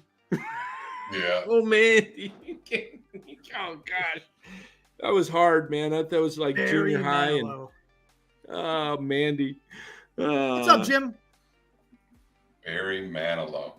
Who listened to that, Eric? Your parents did? My parents, man. They had a freaking 8-track of that son of a gun, man. Man. Yeah. You guys Yeah. like Bob Marley? You know, Bob Marley. Yeah, he's got some great music. I used to love Shane Victorino. Remember his walk up? Oh yeah. Hey, I'll tell you what, man. Don't laugh at me, but the Bee Gees, solid. They're were solid. good. They were They're They good. had a nice run. Hey, #1 soundtrack. I think until somebody else beat them, but that Saturday Night Fever soundtrack was number one. Oh, for that a made them. long time. Yeah. Yeah, like 5 #1 songs on that album. Yeah. That falsetto. You know, Am I Rolling gonna watch Stone. the I Iron just looked Claw? up Rolling Stone. Not You're sure not what going to that is. believe who Rolling Stone has in their top 100 at number 8. I'll give you the song. You'll nail it. But sitting on the top of the Oh, bay, no kidding. Really? number 8. 8? Yeah, can you believe that? What is that? Wow. A top songs of all time? What is this? What greatest artist? I don't know. How about It's this gonna one? be song. We didn't mention Bob Dylan. Oh, it's a wrestling movie. Okay. Bob Dylan. Dylan. What's that from? Somebody said Iron Maiden. Iron Maiden. No, not Iron Maiden. I'm sorry. Black Sabbath has one of the greatest wrestling entrances of all time. The Road Warriors. Oh. I am Iron Man. I am Black Sabbath. Iron Man. Somebody should come up to the plate playing that. Oh, that would be awesome. Yeah. Otis died at 26? Really? Wow. Otis Redding died at 26? No, I haven't seen The Claw yet. I'm gonna have to check that out. Is it fiction or is it based on? I heard the Iron Claw was really good. I do want to go see it. Who's it based on? The Von Erichs. Oh. All right. Okay. Here was a guy that the Iron Claw. Yeah. Who was the better soloist? Who's what? Who was the better soloist of the Beatles? Paul McCartney or John Lennon? Ooh. They're both. See, Paul's got the longevity because he's got more, but they're both equal. I'd say equal. I mean, I think if John would have lived, I think John would have outdid him. He might have. He might have. But that's the thing is it's hard because who was the one that was Lennon was like, we all shine on, right? That was Lennon, right? Yeah, that was Lennon. Imagine. Oh, Imagine, yeah. That's his best song. The words to that song are, man. I'll tell you, the Beatles were, I probably, the more I think about it, if I had to take one, I take the Beatles just because they had so much, and you took all of their talent together and their individualism. I think they could keep you entertained really well. I mean, they could go. Bruce Hornsby in the range. I mean, the Beatles had, I mean, you had, you just had such a variety. And then, I mean, I thought Paul McCartney had just an unbelievable career as a soloist. He did. I mean, Paul McCartney and the Wings. I mean, man, they had so many songs. You want to talk about a voice too that was unique? Nat King Cole. Yeah, Nat King Cole, smooth voice. What an incredible voice! Oh, my dad loved Nat King Cole. Nat King Cole, man. Yeah. I'm trying to think of maybe who had the greatest just voice. Forget the. He's up there. He's up there. Voice up there. I mean, Sinatra would be up there with a voice. Freddie Mercury is up Freddie there. Mercury.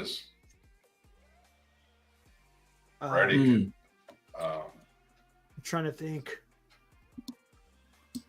Bing Crosby, he had a smooth voice. Ooh. Yeah. There you go. Spencer, exactly. I didn't even see what you said. Bing, smooth voice. Marvin Gaye. Yeah. Oh, you know who's really good is that? Oh my God, he does. What the hell's his name? Steve Perry, amazing voice. Steve Perry, yeah. Steve Perry, and that's why Arnell you would never be able to look at Arnell and think he could sound like Steve Perry, but man, Arnell. Oh yeah, I almost like Arnell better the more I listen to Arnell, I'm kind of like, it's hard because Steve's just the original, and the fact that he's a Giants fan makes it so much more. That World Series run when he was at Oracle. That gives me goosebumps when I see that. Real quick, Josh Groban. There you go. That guy I knew I was trying to think of a voice that was. That guy can sing, boy. Josh Groban. Thugs and Harmony. What are we laughing at? Bone Thugs and Harmony. It's the first of the month. Crossroads. Oh, I remember Jefferson Airplane. It's the first of the month. Slipknot. Man, there was that's a good one about voice. Like, it makes you think. Hold on a second, guys. I got a music thing real quick. I'm going to pull some stuff out for you. No. 1 sec. Hang on, guys. Anybody who's in here, yeah. anybody who's in here now is going to get a special treat. Here we Oh, go. special treat. Oh boy, Limp Bizkit. The thing about it is I know how popular the Stones are, but Mick Jagger does not have a great voice. Does he? I don't think so. I don't does think. I mean, not. it's unique. It's okay, but I wouldn't say it's top notch, right? No, not at all. Not at all. But I mean, but they were popular. If you think about it, there's a lot of groups where the lead singer, like his voice, like if you're just judging. You know, like, I'm telling you, there's one guy that kind of fits that to a T for me. Rush. Love the music, but the damn, what's his name? I can't think of his name, but his voice is a little bit too. I don't know, man. There's something about it. Hey, 2112 is one of my favorite albums of all time. We have a box here. What is going on? What is in this box, guys?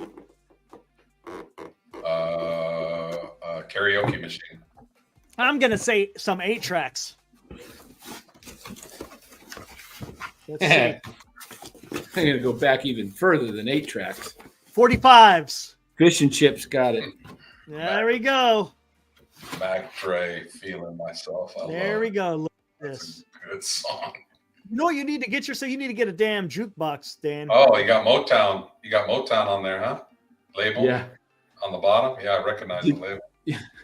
This one, Caveman, the Jimmy Castor Bunch, Dracula. Oh, that was, all right. Let me, Do you still have a record player, Dan, to play them on? that one's a little warped. Holy crap. Look at that thing. That one's a little warped. Got a little bit of hot. It got a little hot. Yeah, Uh-oh. I think the rest I are was out in okay. the backyard on a July morning. Something from the Beatles on one side, Come Together on the other. How's that for a double? How about that? Sometimes side B has some good songs. Led Zeppelin. Robert Plant. Okay. Led Robert Zeppelin. Plant. Whole Lot of Love. There it is. We just talked about him, Robert Plant. Right when that was right on cue. What? How about you? How about you too, Eric? On who? You too. Hey, here you go, Eric. You too. Oh, Bono. There What you you go, got, Eric. CCR? I can't see. Green River. There it is. Credence. Commotion on the backside. Beatles. Come and get it. There you go. Beatles. Badfinger on the back. John Ono Lemon, Loud, and Who Has Seen the Wind? Yoko Ono, Lennon. Is this something you had when you were a kid, or did you just collect Yep. them over? I had him as a kid. Yeah. Wow. You know who else has a good voice is Christopher Cross. Oh, I love Christopher Cross. I wanted to do the opening for this, but I couldn't get the Copyright. the copy. You know, it was too expensive to. Yeah, every time you play it, it's like what, $8 or something? Yeah, it was Ride Like the Wind, the opening? Ride Like the Wind, yeah. Or Sailing. Sailing's got Okay. a great guitar to open the song. Maybe I shouldn't mention I have this one, but the Osmonds, Yo-Yo. Osmonds. Oh, my. Dan, the Osmonds. Simon and Garfunkel. Simon and Simon. Garfunkel. Okay. Hey, Marie Osmond used to be. That was my boyhood crush. Was on Marie Osmond. Bridge Over Troubled Water. The Rolling Stones. Can't Get No. Satisfaction. Look at that. Look at that. Three Dog Night. One is the loneliest. Remember that one? One is the loneliest. Go listen to that one. Jim Morrison, yeah, absolutely had a great voice. Absolutely. The Jackson 5. Jackson 5, man. I want you back, Mike. Look at that. Even 5. Michael back then was just so powerful, man. Yeah. As a little boy. Oh. See, remember that one? Yep. Rockin' Robin, tweet, Michael Jackson. You know what? It's Will Hootie and the Blowfish. The guy, Darius. That's worth some money there. That guy can sing. I got a ton more, guys. This isn't even. I'm not even close to even halfway. You got to get a jukebox, man. We'll be here till 3 a.m. if you. You get a jukebox, you can listen to those things all the time. My baby loves loving. My baby. Another great voice. Look at Fish and Chips. Another great voice is Barry White. I'll give you one answer to that there, Fish and Chips. Yes. Tune in tomorrow or maybe The Thursday. fifth dimension. You remember them? One less bell to answer. Dan, how about Barry White for a voice? Oh, Barry White. Hey, Barry White. Yeah. Huey Lewis in the News. Big 49ers. Yeah, they came fans. up earlier. Joe South. What the heck? Walk a Mile in My Shoes. I remember that song. Walk a Mile in My Shoes. Three Dog Night. Joy to the World. Venus. Remember that one? Venus, I'm your fire. Oh my goodness. Hot Sand, yeah. Al Green. Oh. Al Green, let's stay together. I just thought of another voice, and he's unique, like Nat King Cole. Very unique. Yeah. Frankie Valli. Frankie Valli. yeah. Oh, that Very dude. unique Whew. voice. And Dionne he's Warwick, and remember still her? is performing at age 80. Yeah, crazy. Here's a good double. Dionne Warwick, What the World Needs Now is Love, Sweet Love on one side. Oh, I know that. And the other, I'll Never Fall in Love Again. I'll never fall in love again. Deeper voice, Kapler or Barry White? Honky tonk man. Aaron Santana. L. That one, nice, Aaron. Oh, Lou Rawls. Nice, Mark. Lou Rawls. You roll. Kurt Cobain. You'll never find. Don't. I Gotcha. That was Joe Tex. You remember that song? I Gotcha. Never gonna. Hey, traveling band. Rest in peace, Giants talk. You got it, PK. It was Giants talk ended about 2 hours ago. This might be my best. Trivia to music. We went from football trivia to music. This might be my best double-sided one right here. What is it? One side, Who'll Stop the Rain? And the other side, Traveling Band. Oh, that's the song right there, man. Look at this. Look at this baby. It's pretty clean too. I just need a record player. Like I said, get a jukebox, man. When was the last time you went through those? 30 years ago. Don McLean. American Pie. American part 1 Pie. on one side and part 2 on the other. Wow. Pink Floyd. How can we lose this out of Pink Floyd? Wow. Rolling Stones. The question was you pick one group to take on the island. You said CCR? CCR. I'm taking it. I mean, no questions? Nobody. No questions. CCR. Boom. Wow. That's where I gotta go. You know what you All right, want. Eric. What you're gonna do for you, Eric, is we're gonna get a record player. And you're gonna stay up all night on the show, and you're just gonna play this thing over. Oh, I and would over too, again. man. God, I love it, man. God, that would be awesome. This is unbelievable. How many of these 45s I have? How awesome would that be if we just could play those just during the show? That would be so freaking cool. I know, man. Let's just, you know what? Whatever. You know what it reminds me of? You remember the Napster? Remember Napster? The online where you get free music and freaking. Oh yeah. This is where Metallica pissed me off. They were like the leaders of this to knock down Napster because of the copyright, and they were losing money. Kyle's calling you out, Dan. What's he saying? He goes, bullshit, Dan. You went through those 30 years ago. They're all in an Amazon box. Well, I mean, I haven't gone through them one-on-one. Through him. He transferred him over, but I transferred him, but I haven't spent the time to. Oh gosh, this is embarrassing. There you go, Napster and LimeWire sabotaged a ton of my laptops. That's kind of embarrassing. I was a kid, remember? What is that? I think I love you. The Partridge Family. Hey, I like I the think opening. I love like you. the opening theme of the Partridge Family. Oh my God. It beats the Copacabana. You got the Brady Bunch in there too? No, they didn't sing, did they? Didn't they sing? Oh, I thought they had an episode where they sang. I'll take the Partridge Family. Anything. How about that one, guys? The Beatles. Hey Jude. Oh, great song. Susan Day, the Partridge Family. Oh, I liked her. Oh, this one's had its day. Oh, Can't say See all the damn. scratches? Looks like a cat took something to that. Yeah, that one's. Oh, here's one. This was a great group I used to love to, but they always made me feel depressed. Bread. Bread? I don't remember bread. Everything I own, I give you everything I own. Give up my life, my heart, my home, my life, my home, whatever it was. It was like all these songs of like breaking up. They were all just. They were.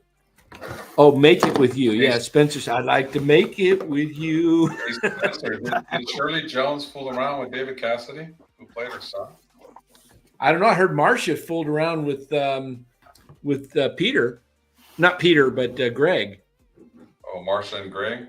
Oh, Marcia and Greg were messing around on this. You know that happened. I mean, you're on a show together that long. Man. Got to go through. Some of these were just the Archies. Remember the Archies? Archies? Don't remember the Archies. How about Bobby Sherman? You remember him? Hey, little woman. Before my time. Okay. The main ingredient, everybody plays the fool. That was a good one. I remember that song. Yep. Simon and Garfunkel, Cecilia. Oh, yeah, the Archies. Hey, sugar, sugar. Dun, dun, dun, dun, dun, dun, dun. Yep. You were my candy girl. Oh, honey, honey. Then you got me. Yeah. Horse with no name. Oh, right in on the horse with no. Oh, that's great. Neil Sedaka. Neil Sedaka? Neil Sedaka. Breaking up is hard to do. Not really. Not when you got the wrong one, it isn't. Three Dog Night. Yeah. Oh, this was a good one. On the road again. Come on, man. You guys remember Willie. House of the Rising Sun? Willie, yeah. House of the Rising Sun. I said There it. is a house in New Orleans. Oh, New Orleans. Now, it's a great song. And if you look at the guy, he looks so unimposing when he's singing. It's like, man. Yeah. The animals. The animals. R.B. Greaves, I remember that. Take a letter, Maria. Take a letter, Maria. Dun, dun, dun, dun. Oh, I think I remember. We got a 3-hour show going tonight. Yeah. Most of it's not even been hardly. Yeah, it's been trivia. Yeah, it's been great, hasn't it? Yeah. Yeah, it's flying. Hasn't it been a little therapeutic talking about other things besides the Giants? Taking a night off. Yeah, It's nice to come on and vent it, and then Yeah, the great Cooper Runnell. Go listen to Bobby Sherman. Push this right in the football. Easy come, easy go. That was music. a good song. Thank you, Cooper.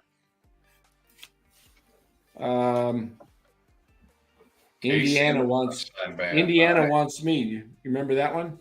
I got a song in here by a guy. I can't remember his name. It's called Arizona. Dan always says no more than 2 hours. I know. You guys got me going on trivia and you woke me up. Sorry. Yeah. Remember that? Remember you said Los about an hour ago? 5 or 10 minutes. Yeah, I did. Take the total blame on that one. Oh. We should know better, man.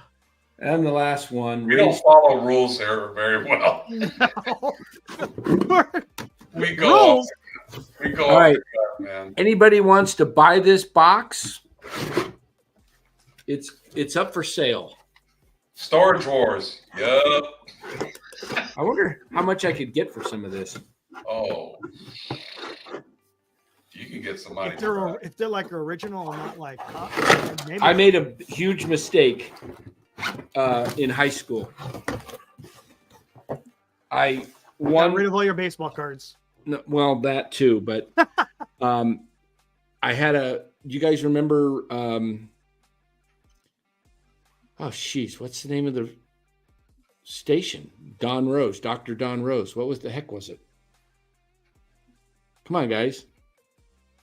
What was the big music station growing up with K-Fog. Dr. Don Rose?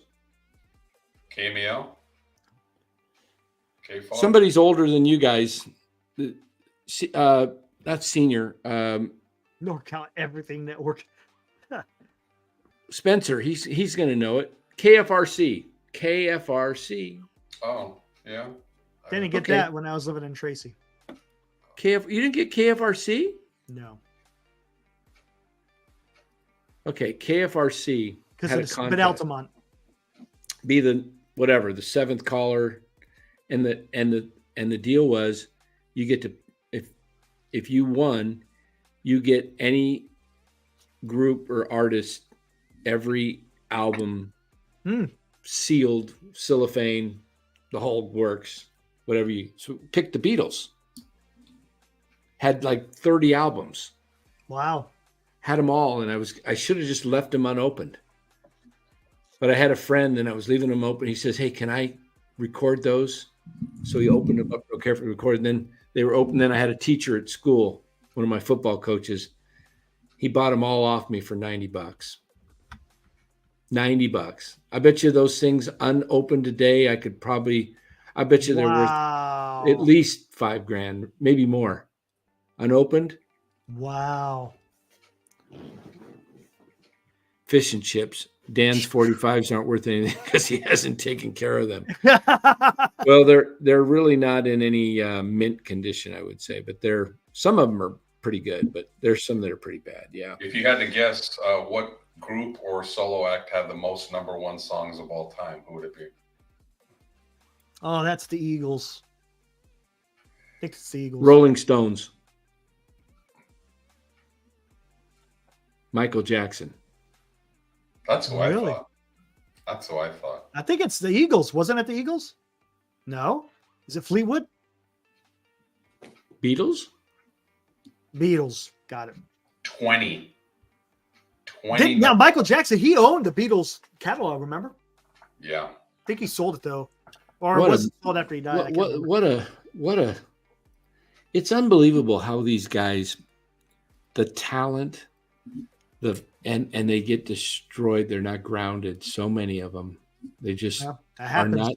not grounded in anything, and they get into the drugs, they get the money, and then they just. Big time. I think Michael Jackson probably, if you use the phrase, as an athlete, pound for pound or whatever, Oh, yeah. I think Michael Jackson had to be the most talented entertainer, musician of all time. Oh, yeah. Here's a great question, and this will be the last question of the night. Eric, Yeah, I'm done. please. Last question. I've been asking this question for years. I can't believe I haven't asked it on here. Oh gosh, it's over 12:30 here. I'm tired. The same money. It's not one money's higher. You can make the same amount of money. Would you rather be a famous athlete, a famous musician, or a famous actor? And you make the same career money in your life. So money's not the question here. Would you rather be a world famous actor, an athlete, or a musician? I would say for me,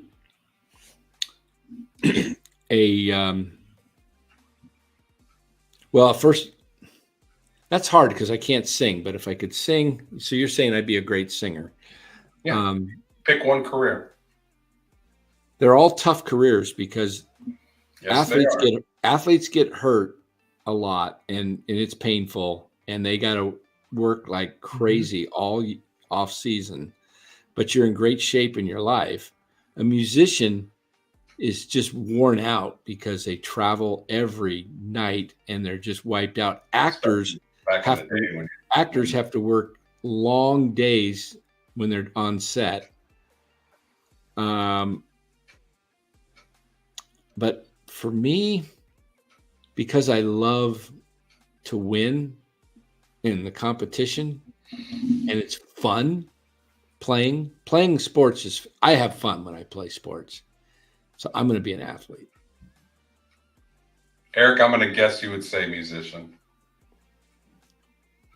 Musician. And you know what? I will round it out. Was an actor. Yeah, As an because act, no kidding. That's funny. I did a little acting back in the day. So yeah. So yeah, we all have 3 different answers. No wrong answer there. Just it's an interesting question. It'd be interesting because the temptation for me, you guys know how long my shows go.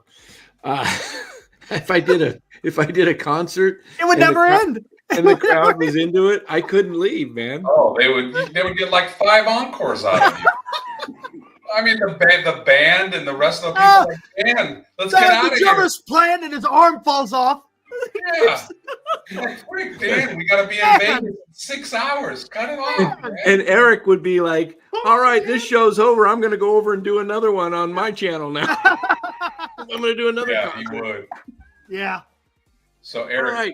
Hey, guys, Eric, if you were thanks a musician, so would it thanks be for a lead coming for singer the or guitar Eric player? would be Oh man, it's either going to be the guitar or a drummer.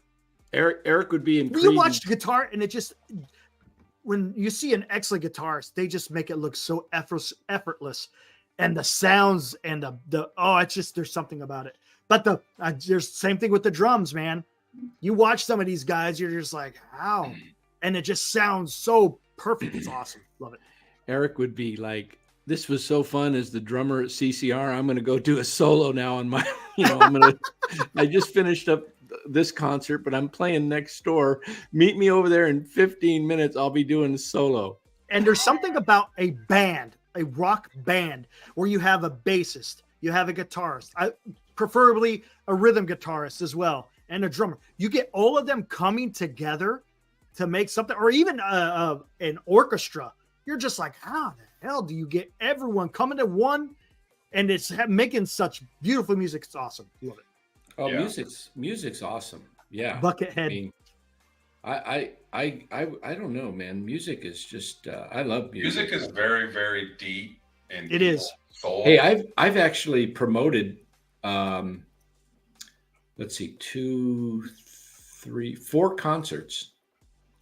Been a concert promoter, called the guy, picked him up at the airport.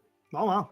Cool. Took him to his hotel, set up the concerts, and I think of the 3, the musician, like just the test of time, like 100 years later, your music is still always going to be like, they're going to remember how many homers you hit or touchdowns you threw and how many movies you've been, but music is really deep. Yeah, it does. Deep for people. So yeah, Eric probably would be remembered long after me and you, Dan, but that's okay.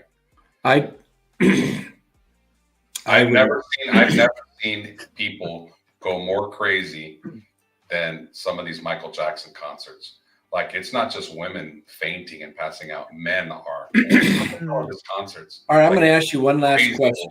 I'm going to ask you one last question, Los, before we end it here tonight. Okay, and then I'll answer the same. Who did you model your playing baseball? Who would you say you were most, how they say he reminded me of so and so? What was your game like? What player? Well, I a lot like I preach, I really emphasize batting average. When I took batting practice, I would always try to go up the middle and the opposite way. So I choked up on the bat. So I was more of a line drive hitter. And I was an outfielder. He was more of a power guy. I don't know. You tell me yours. I have to think about that because I was an average hitter. Actually, you know whose batting stance I emulated was Bill Madlock's. He had wiggle. I would say my game.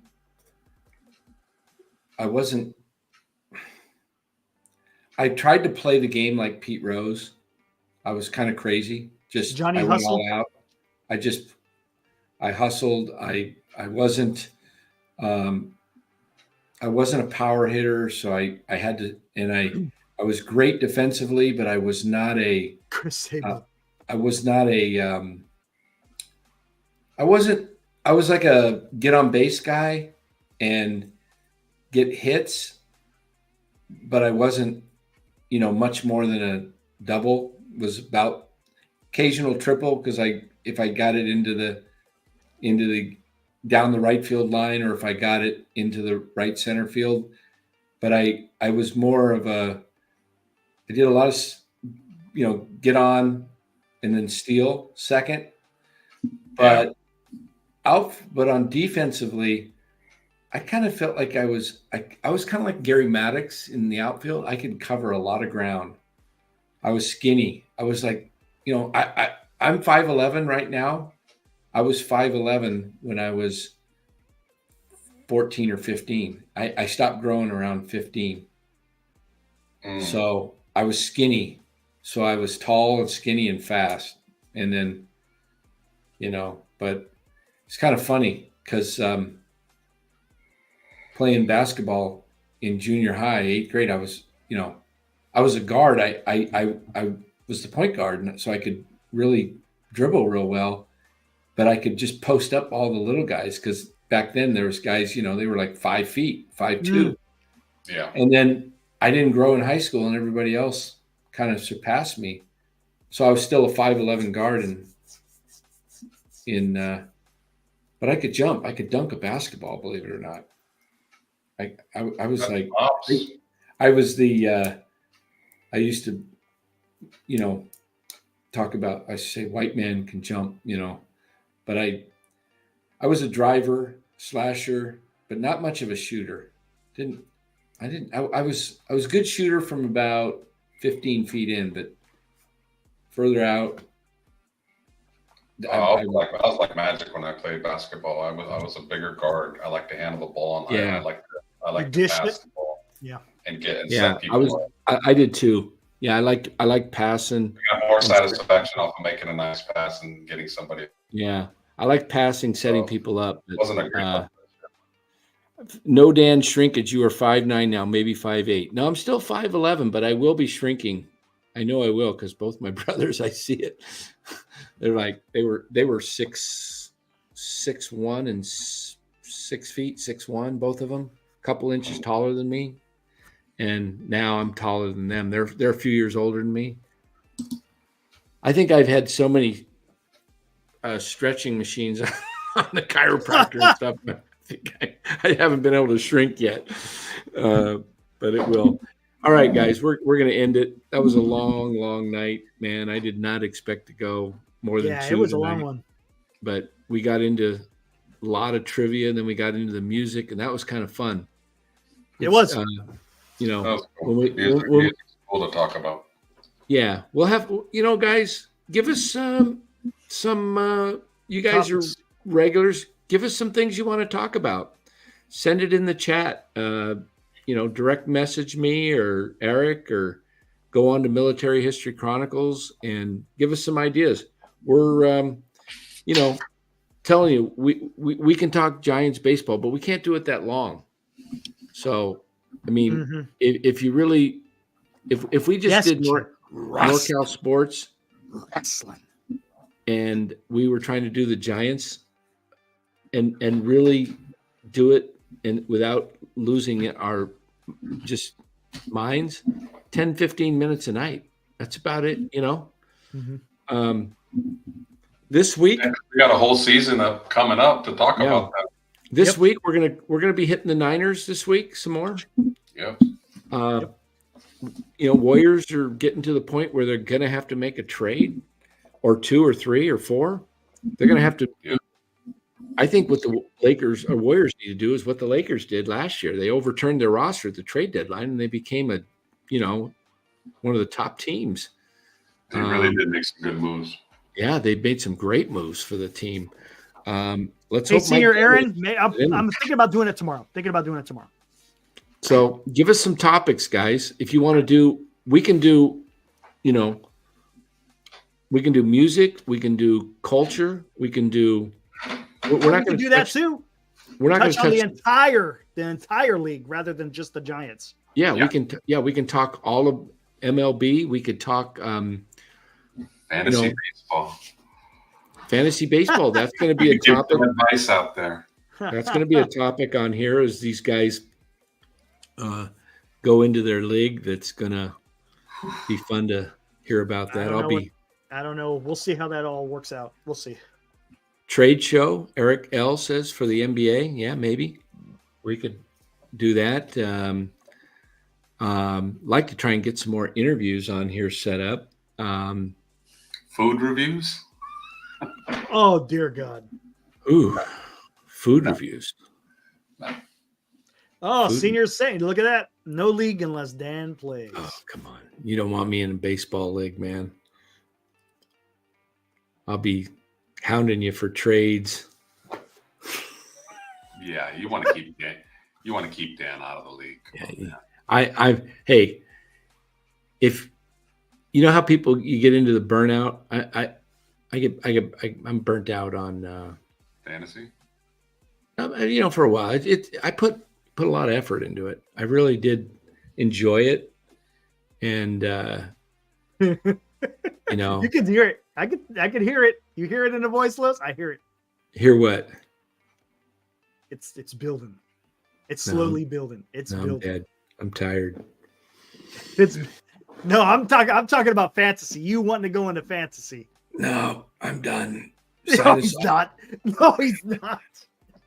Yeah. I'm falling asleep on my show. Good night, everybody. Oh, man. Arrivederci.